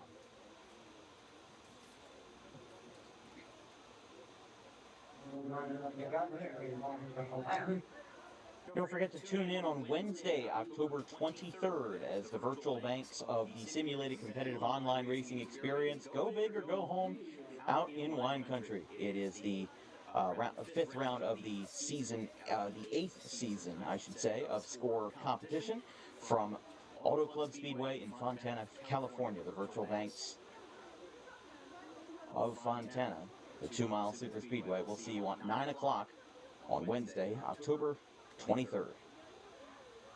Another diver up the middle. A great man once said incremental progress is still good progress, but they'll need a little bit more than that for a first down, as it will be at the 46. 3rd and 6 now for Pennsauken. I mean, things are just starting to stall out here. Cherry Hill West, doesn't go too far on a drive, and then Pennsauken is having that same fate. And it's very similar to what we saw with Camden Eastside 2 weeks ago against this same Indians ball club, where the drives just couldn't get any momentum. I mean, Camden Eastside didn't get across their own, or didn't get out of their own territory until midway through the second quarter. And it's not that they had done anything bad, it was just that Pennsauken had their number and was dialed in the entire time. And we only had a touchdown with 2 minutes in the third, and then the rest of the scoring was in the fourth. We've got a delay of game on Pennsauken. Yeah, that flag came out of the near sideline towards Silvestri and Pennsauken.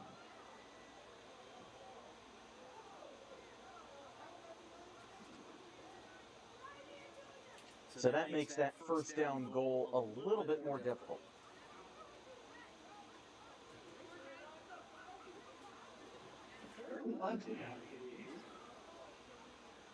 Here we go, 3rd and 11 for Negron and company. Dropping back, staying in the pocket, now leaving the pocket. That pocket collapsed very quickly. Now the pass, I think that's incomplete. They will say that he was out of bounds. That'll be 4th down. Intended for number 7, Vince Coleman.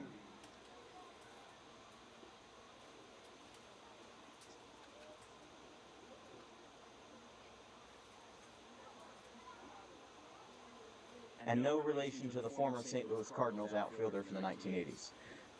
It'll be 4th and 11, and the Indians will punt. Hulk to punt. And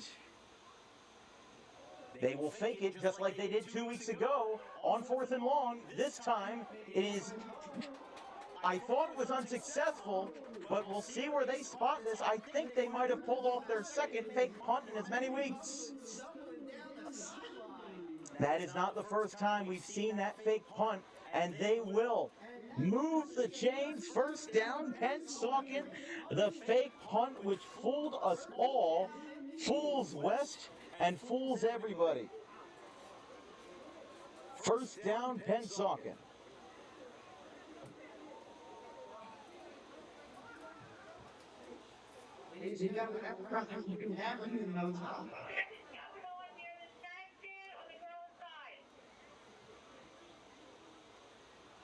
Pennsauken student section is loving it after the fake punt by Polk. We saw it 2 weeks ago versus Camden Eastside. Blunt. It's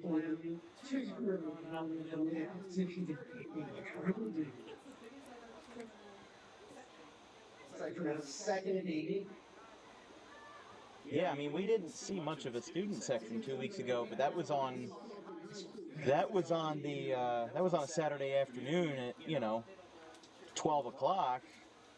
I mean, trust me, my alma mater was Audubon. For all the games, but once every year we would have a Friday night game at 7 o'clock.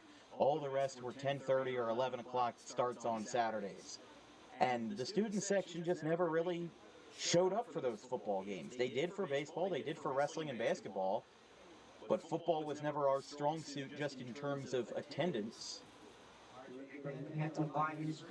But I still enjoy covering those Saturday morning games. The energy feels a little bit different. When we're at Woodbury, I always get an order of the French toast sticks every time that I'm there.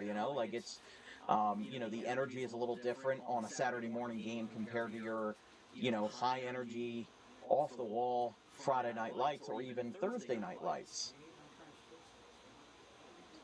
But nice to see Pennsauken on a school night coming out in droves to support the Indians ball club. 3rd and 9. Negron with a keeper. He gets hit hard out of bounds by Baker, stays on his feet, and it ends up being well short because he only got a yard or two, and it'll bring up 4th and 7.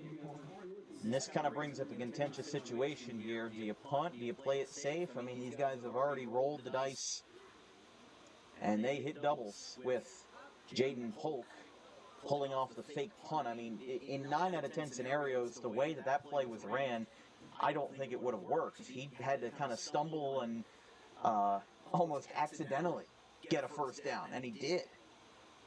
Just where Cherry Hill West's defense was set up, they had him locked down, but he just dove through, almost using brute force. 4th and 7, the offense stays on the field. We've got 35 seconds and counting left in the third quarter. He's got 3 receivers to his right. Pocket collapses. It is caught by Blunt, but I think it's short. He was down at the 29. I think it's about a yard short of a first. Man, Pennsauken's not happy about that. And without any contest, it will be 1st down West from their own 29 with 24 seconds remaining in the third.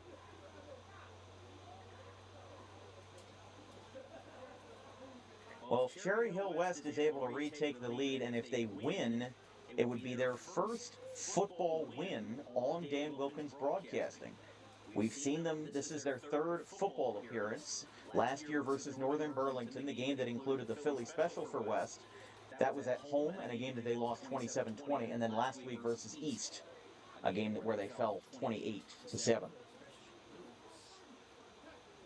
1st and 10, Baker immediately direct snap to himself, and he finds room. There's really a lot of room to run, and Polk and another Indian defender.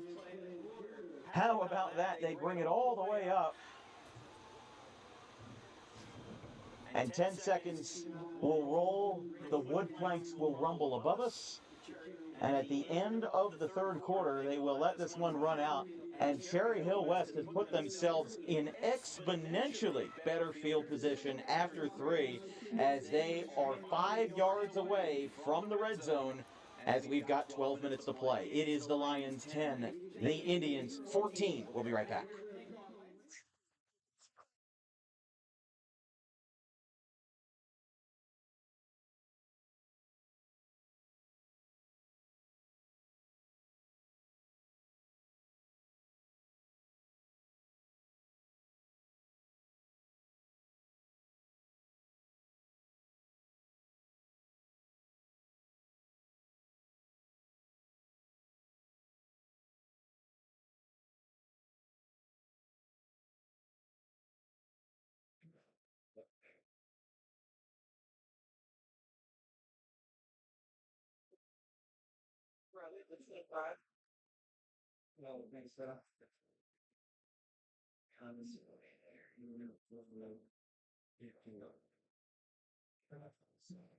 That was a 56-yard rush by Baker. Go ahead.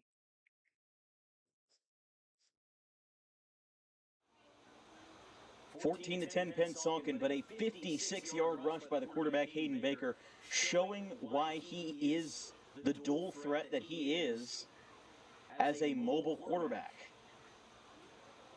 As the leading passer and rusher in this club, line drive pass is going to be knocked down. Pennsauken had a pick in their hands and it slipped away.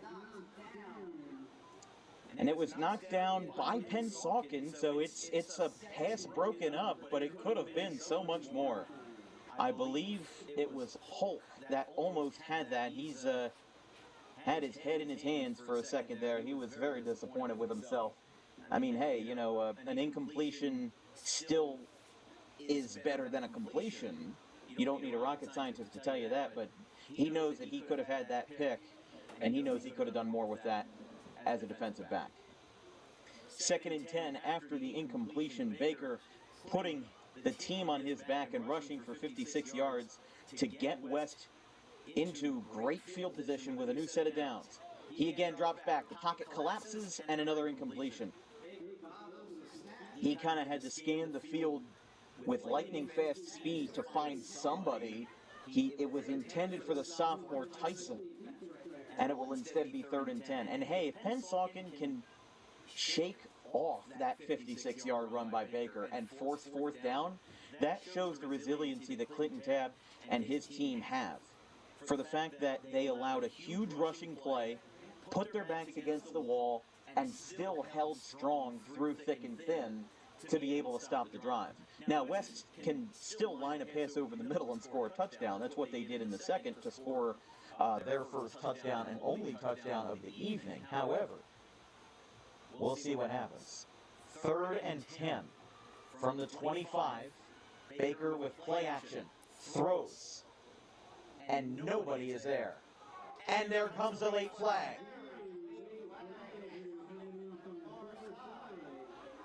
I think we're going to have pass interference here, but I might piggyback off of what the what a spectator said, was that the argument could be made that that was an uncatchable pass. We saw that controversy with the Jets on Monday Night Football a couple of nights ago. It will be a defensive pass interference call, and that is a huge break for Cherry Hill West, as probably what could have been 4th down after an incompletion. I mean, not only was that a pass interference call, that was a very late pass interference call. It kind of looks like once the receiver, that being number 10, Clayton Tyson, you know, he put his arms up, you know, kind of in dissent and disbelief, motioned towards the referees, and then the flag was thrown. Not to say that I agree or disagree with the call, I'm just kind of stating what happened there. Clayton Tyson might just get the last laugh, though, as he is tackled down inside the 5, and West is on the doorstep again. Well, if West can score on this drive after what seemed like a very contentious and controversial defensive pass interference call, that would certainly put Pennsauken on edge for the final 11 minutes of this one. I mean, unless Silvestri hits a field goal on the other side of the field, it's unlikely this game would go to overtime. I mean, if they do score all 7, it will be 17-14. You do the math there, it's very doable. We have not had a game on our network go to overtime this year. Baker, in a spin cycle, gets wrestled down near the line of scrimmage. It will be 3rd and short. The 1st down marker is at the 3. So they just need a yard, and then they'll reset with 1st and goal, and they'll drop the sticks. But, I mean, this is kind of our unsung hero game so far, you know? I mean, I'm just being blunt. I don't know if we thought that this game was going to be entirely close. At least just in my opinion. I thought Pennsauken was the favorite, but Justin Arabia and Cherry Hill West have proven all of us wrong, and they continue to do so if they find the end zone on 3rd and short or on one of their goal line plays. Refs rush in for a timeout. West burns their 2nd, it looks like. because they did have one early on in the third quarter. It is 3rd and 1. Cherry Hill West is on the edge from inside the 5. We'll be right back.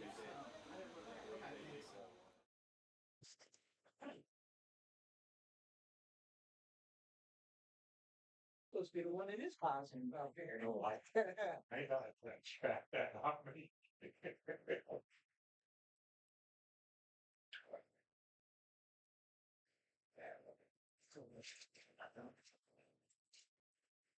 Every time we do a West game, because they don't really have like a mobile student section, their student section just rushes into my comments. They don't say anything mean. They're just like doing kid stuff, you know? I love it. It's part of the reason why Well, I left comments back on. For a while, it's off. But sometimes, like when we have limited roster information, it helps. All right, go ahead. Well, West is on the edge. It is 3rd and 1. They're a couple feet away from a first down, and we've got laundry every which way. It's a false start.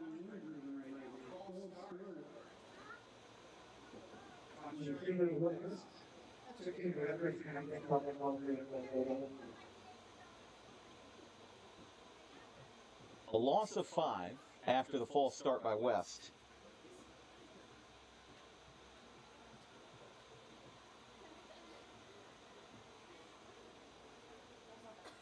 It is 3rd and 6, so that path to the end zone has gotten a little bit thinner. And that false start changes a lot because that puts Pennsauken back in the driver's seat. I mean, they have, especially in this drive, they have made the pocket collapse quickly. And it's been on almost every play where they've gone with play action. If he's not throwing right out of the pocket, if he goes with play action, Pennsauken sees it right away, and the pocket just cannot survive. And Baker, being the mobile quarterback that he is able to escape that. Again, play action, now running out to the right side. I'm sorry, that was a rush by Berrios. It will be short. I think this barely got to the line of scrimmage on the end around.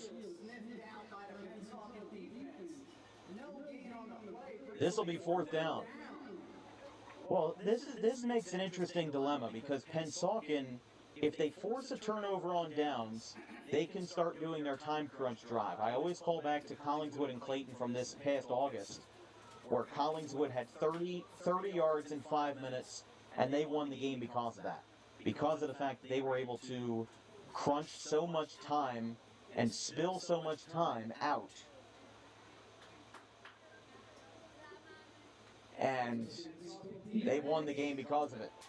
Pennsauken encouraging their fans to get loud for this defense. It's 4th and 7. We've got some shoves at the line of scrimmage. It is a delay of game on Cherry Hill West. So both teams have been hit with that, and now this path gets even more treacherous for the Lions. It almost feels like after that pass interference call, everything went backwards. Usually the momentum is supposed to be in your favor after getting what could be called by some as a favorable call.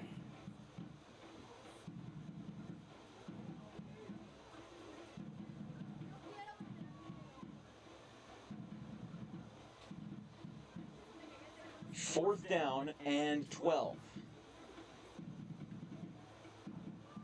Baker drops back, finds a pass, it's too high, incomplete, and that will be a turnover on downs.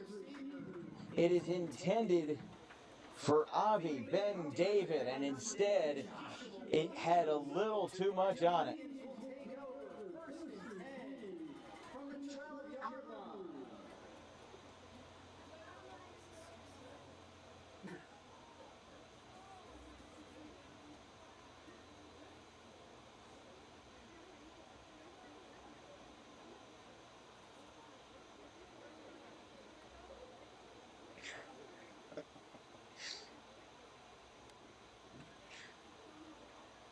Just know to our loyal viewers out there, you are very well noticed.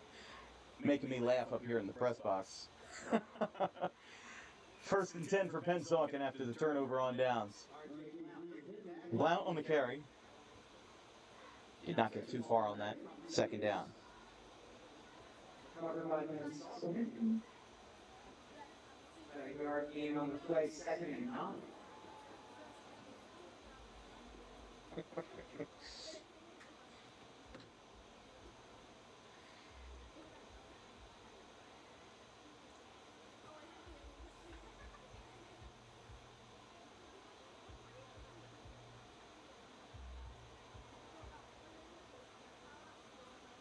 I'll tell you what, Pennsauken and Cherry Hill West, even though this second half has been largely stagnant with only the one 95-yard rushing touchdown by Blount early in the 3rd, as that one's going to be another rush that falls short, stays in bounds.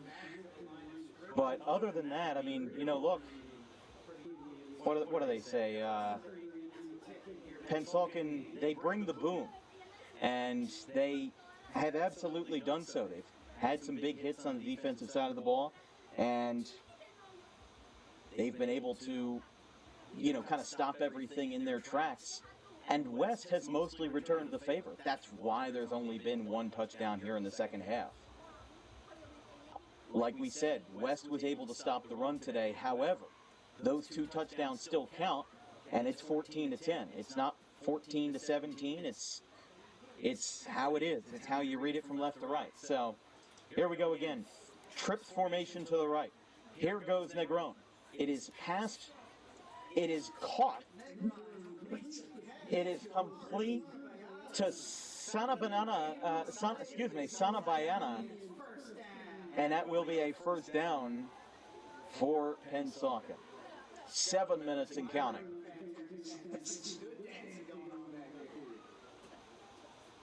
Don't forget, tomorrow night we are down in Gloucester County for coverage of the Washington Township Minutemen and the Kingsway Dragons. You know, with a huge regular season game between 2 Group 4, Group 5 schools this late, I wonder if it has a chance to break the DWB concurrent viewership record.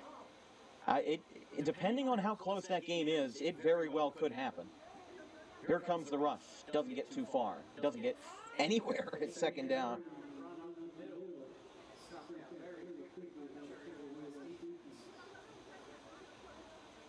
And for those that aren't aware, the current concurrent viewership record is in most viewers at one time. That is 385. That was accomplished during a baseball game last year this past spring between Rancocas Valley and Gloucester Catholic. I mean, that was one of the greatest games, in my opinion, that I had ever called, and one of the greatest games that I have ever been a witness to. But in the bottom of the 7th inning, when Gloucester Catholic was mounting their 5-run comeback, we hit 385 concurrent viewers. 2nd and long, 2-yard loss immediately jumping out of the pocket. He finds room. That'll be another 1st down, getting wrestled out towards the west sideline at the 48. Luckily, kept the Gatorade coolers intact. That is a Pennsauken 1st down. Cherry Hill West has to, I mean, their defense just has not been up to par in this 4th quarter. At Pennsauken, especially in this drive, they're allowing too many 1st downs, and that sounds obvious because it is, but, I mean, it has been a stark departure from what we've seen in the first 3 quarters between these 2 teams. It has been largely an equal fight, but now Cherry Hill West is starting to waver a little bit on that defensive prowess. 1st and 10. Again, throwing out to the flat. It's incomplete. And it might have not been a forward pass. I didn't hear any whistles after it went over the head of number 21, which was...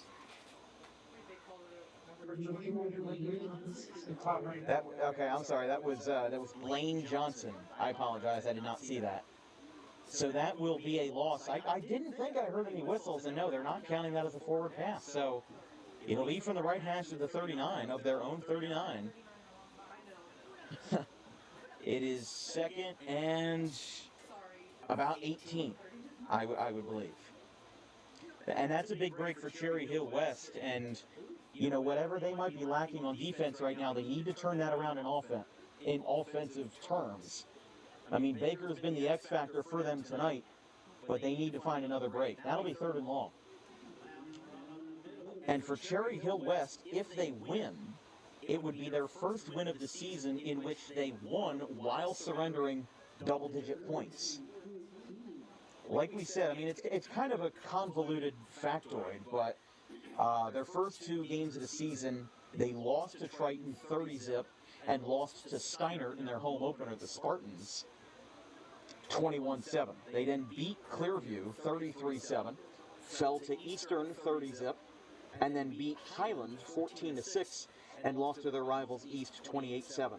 Going into their final match of the season, their final matchup of the season, on the 25th versus Vineland. Falling over the middle is Negron on a direct snap to the QB, and a QB keeper. That will end up being well short, and we do have a player down for Pennsauken. Immediately rushing out is the Pennsauken athletic staff.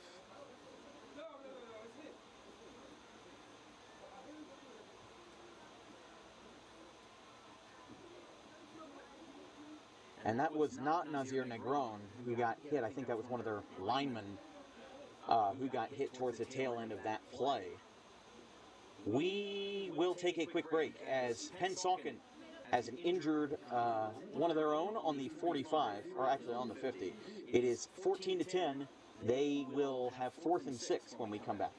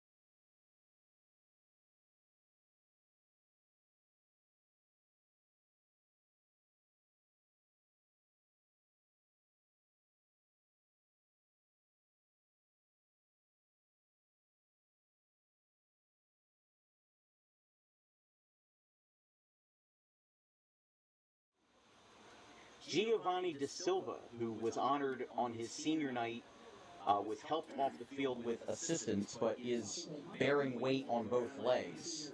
So hopefully he is okay. Polk will be back to punt. And for West, number 16, Avi Ben David will be back to return for the Lions. This is a crucial juncture in this game. 4-10 and counting. A low snap. We've had trouble with punt snaps before. Calling for a fair catch. It is caught at the 17. And number 16 will take that play down on a fair catch. And this is where West will take over for, like we said, a crucial juncture in this game. West cannot get a field goal. West cannot get a field goal to tie the game. They're down by 4. They need a touchdown here and must traverse 83 yards, which is something that their offense hasn't done a lot of tonight. They got a chip shot field goal in the first quarter, and the only touchdown scored by West was a 23-yard pass to Ryan Breeze in the second quarter to make it 10-7. Baker is in trouble. Lets it fly to his right. It is incomplete. Intended for Ben David, the returner. And it was... Did you say flags? Or oh, no flags. Okay. I thought I was going blind for a second. That is incomplete to Ben David. Covering on that play is Jabari Sanabayata.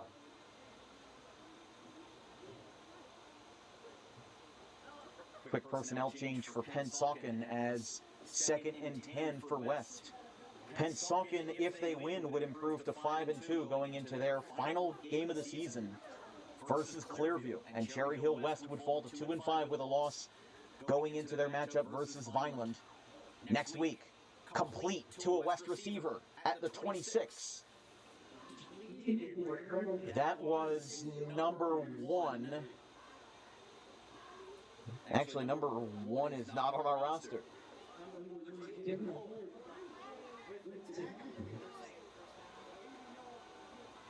They will motion for a first down West.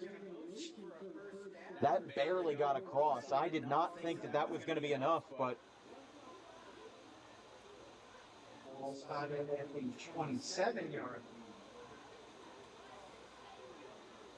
that ends up making a difference. 1st and 10. Handoff. Over the middle to the 30.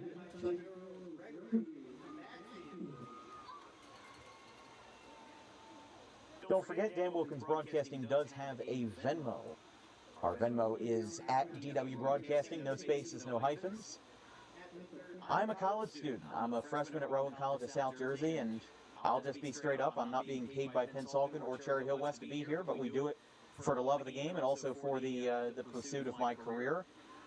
So any contributions are appreciated. Of course, a lot of gas money goes into traveling up to a lot of these places in South Central Jersey and down the shore. And Baker will go far. And it's picked off. Pennsauken takes care of it. It is picked and returned to the 48. And I think that was number 6. That is Raheem Brown with the first interception on either side. And that throws a whole wrench into Cherry Hill West's plan here late in the 4th.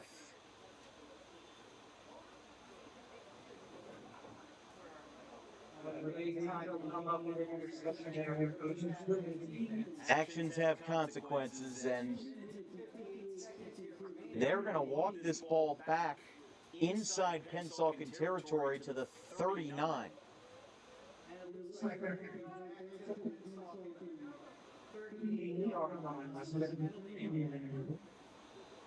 Yeah, so there was penalty markers somewhere. And now Pennsauken in the driver's seat with West only having 1 timeout remaining. Pennsauken has all 3. Snap over the middle. Some shoves at the line of scrimmage, and that was a gain of 3 or 4.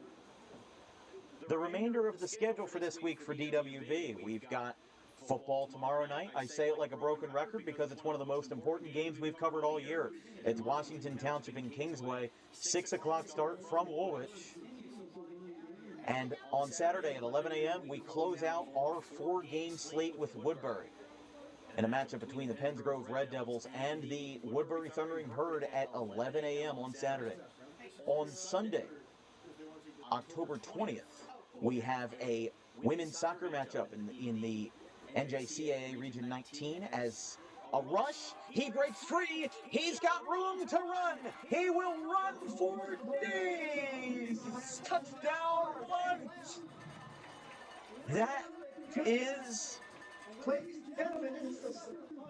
Wow, that is the sigh of relief that Pennsauken needed with how topsy-turvy this game has been. There really wasn't any guarantee that that drive would be the last, but Pennsauken putting most doubts to rest with 2 minutes remaining in the 4th. Silvestri to kick.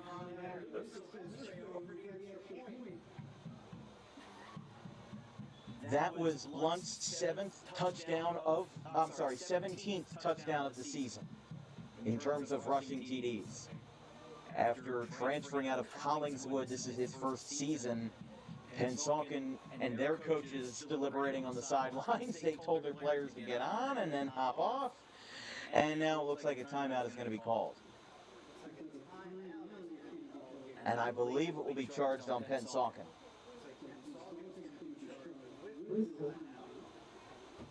They have 2 remaining. On Sunday, October 20th, we've got a women's soccer matchup, as we said, in NJSIAA Region 19. As the Garden State Athletic Conference champions, the RCSJ Gloucester Roadrunners face off against Fashion Tech of New York and the Jaguars. That's a 2 p.m. start from Sewell in their second matchup against the out-of-state Jaguars this year. RCSJ Women's Soccer clinched the Garden State Athletic Conference with an 8-1 win over Essex County this afternoon. That extra point is blocked by number 7, Jordan Barrios. And the score remains 20-10, as it's still a 2-score game, but the PAT fails with 2 minutes and a chunk of change left in the third. We'll be right back after this. Game of a regular season.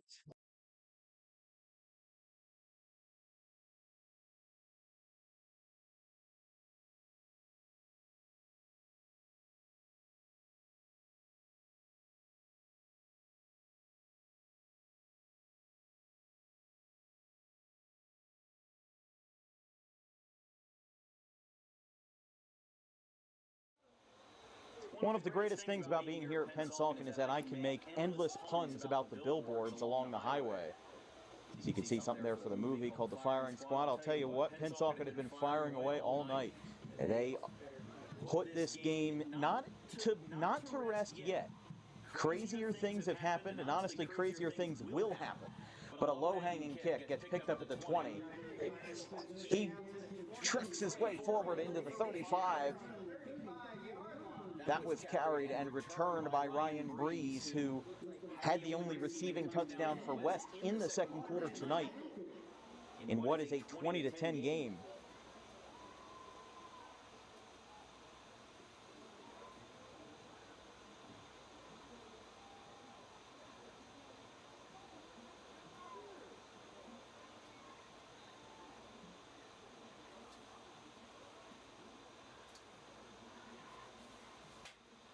This would be the 3rd straight game for DWB football to be either a 1 or 2 score game if it holds at this score. Last Saturday, Willingboro beat Woodbury 43-30 on Saturday. Baker dumps the pass off past the line of scrimmage, so no intentional grounding call. It'll be second down. And then on Friday, I mean, if you didn't watch the Shalleck-Gloucester game from last Friday, you should really rewind that tape and watch it. That was one of the best football games we have covered in a while, in what was a 28-21 final. The game went down to the buzzer. Their quarterback for Gloucester threw an incompletion that had a chance on a home run ball and on a Hail Mary, but it did not succeed. And the final was 28-21, with the final score being taken in by Shalleck in the final 25 seconds. 2nd and 10. Baker runs out of the pocket and runs to the line of scrimmage, where he is taken down. That was number 5, Cyrus Davis, after being chased away by Jabril Gregory. We have 90 seconds remaining, so Cherry Hill West has to pick up the tempo here. If I'm West, I don't even run a huddle offense. I run up tempo and no huddle all the way. But maybe down by 2 scores, they're just trying to find the end zone first and then worry about an up-tempo offense if they can convert on an onside kick. That was a massive hit as he throws. Jabril Gregory picks up the pressure. There was no sack there as he got the ball out. However, the pressure forces an incompletion, and it's 4th and 8. So do or die time for West. We talked about the possibility that if West won, it would be their first game in which they won while allowing double-digit points on defense. However, the opposite is also true. With a loss, this would be their first loss of the season where they have scored double-digit points. The field goal very early on when our internet was having connectivity issues. And here we go. Do or die for West. Baker in a collapsing pocket. Throws. Hit hard. and picked off. That will ice it with a minute left. Going down the sideline, he still has room. Could this go all the way? He will go all the way. Pick six, Pennsauken. So they not only iced it, they deep freezed it. And a pick six by Pennsauken puts this game to bed. 26-10. Gentlemen, previous freezers this game is just about to get iced. Oh man, he stole my joke. You got to put me in like the credits somewhere on that. 51 seconds left. Pennsauken will try the PAT. It was blocked last time.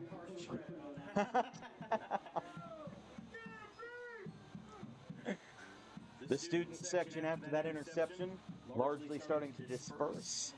Although, hey, for a 6 o'clock start, 8:21, and this game's almost over, I'd say that's not bad. We've had a couple games run north of 3 hours this year. Silvestri will kick. The quarterback Negron will hold, looking to make this 27-10. It is up, not much of a contest on the defensive line, and it barely skims through the uprights.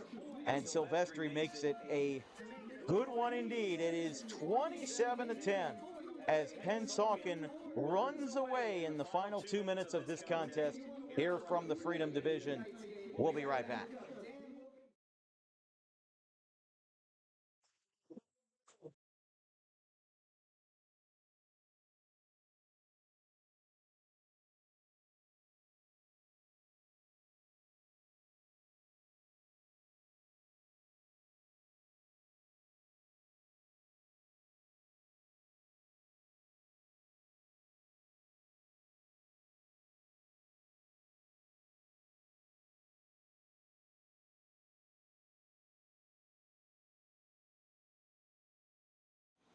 Would mind turning the lights back off? I gotta get back on the air. There we go.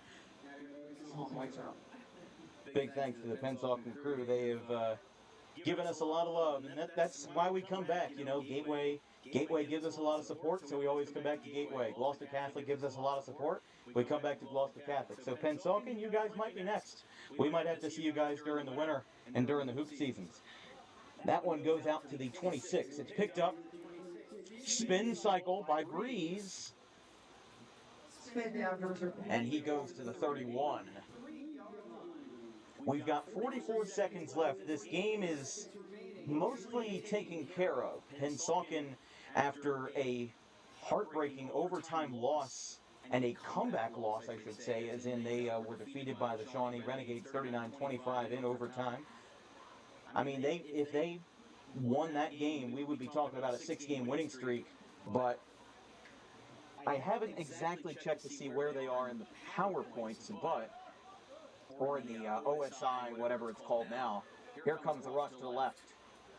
Wrestled out of bounds, and that will go for about 3 yards. Clock does not stop. They say he kept that one in bounds. There's 30 seconds in counting, but the urgency from Cherry Hill West, or lack thereof, shows that this game is all but over. We'll see how West decides to gather this one. They have 15 seconds. They will trot off the field, and Pennsauken, for the 5th week out of 6, are victorious, and they close out their home regular season slate with a runaway train over Cherry Hill West. The final from tonight, 27-10, as this score was a lot closer for about all but the last 5 minutes. I think that, if you rewind the tape, you'll see that this game is not all, the final score is not the be-all, end-all. These guys played their hearts out, but Cherry Hill West ended up not having the things go their way in the final couple of drives. I really thought after that defensive pass interference call that things were going to go their way and they were going to take the lead, but then everything just stalled out. It was like somebody hit the TV remote, in the Truman Show and just stopped time. Like they did not get themselves in the position that they needed to. And you know what? I mean, look, Cherry Hill West, they had to shake off a bad loss last week to Cherry Hill East, in a rivalry game where you lose by 21, that never feels good. And Pennsauken being able to, come in, and they didn't have everything going the right way in that first half. Cherry Hill West ended up locking them down on defense for the most part, but I think the true colors really showed in the last 5 minutes. Pennsauken got a pick, they got into the end zone, and then another 7 points were added late there in the final minute with that pick six. We didn't even see who picked up that pick six on the last one that went for 60 yards, but I think R.J. Blount has to be player of the game again. Look, 2 rushing touchdowns. There are not many guys who are as dominant on the offensive side of the ball as he is, and he gave himself a heck of a night, and Pennsauken is able to breathe a little easier, but only because of those last 2 interceptions and those last 2 scores. If we're talking about a different situation where they don't get those and the final score ends 14-10, I think the conversation in the locker room is a little bit different. And maybe the conversation in the locker room does stay the same. They say, hey, before the last 5 minutes of the game, it was 14-10. We maybe should have been playing better than that. And I don't know what Clinton Tabb will say to his team, but what I do know is that that game was closer for Pennsauken on paper than it probably should have been. And not to say that Cherry Hill West is a bad team by any means. They have fought through thick and thin with the divisional realignments, and maybe things will mellow out in 2025. But with Justin Arabia, he is a smart head coach and brings his team good results when they play teams that are on their level. Not to say that Pennsauken is above them, but they are on a run. They have won 5 of their last 6, and if a fourth quarter collapse didn't happen, they would have won versus Shawnee last week on the road. So, I was going to say, public address announcer just noticed, there's the 2 athletic directors, some of the best in South Jersey, Mike Bayrow and Billy Snyder. Billy Snyder's maybe the only athletic director that makes me crack up, legitimately. But that will be all for us tonight. Big thanks to Pennsauken for the hospitality. We will certainly be back. We were here versus Eastside.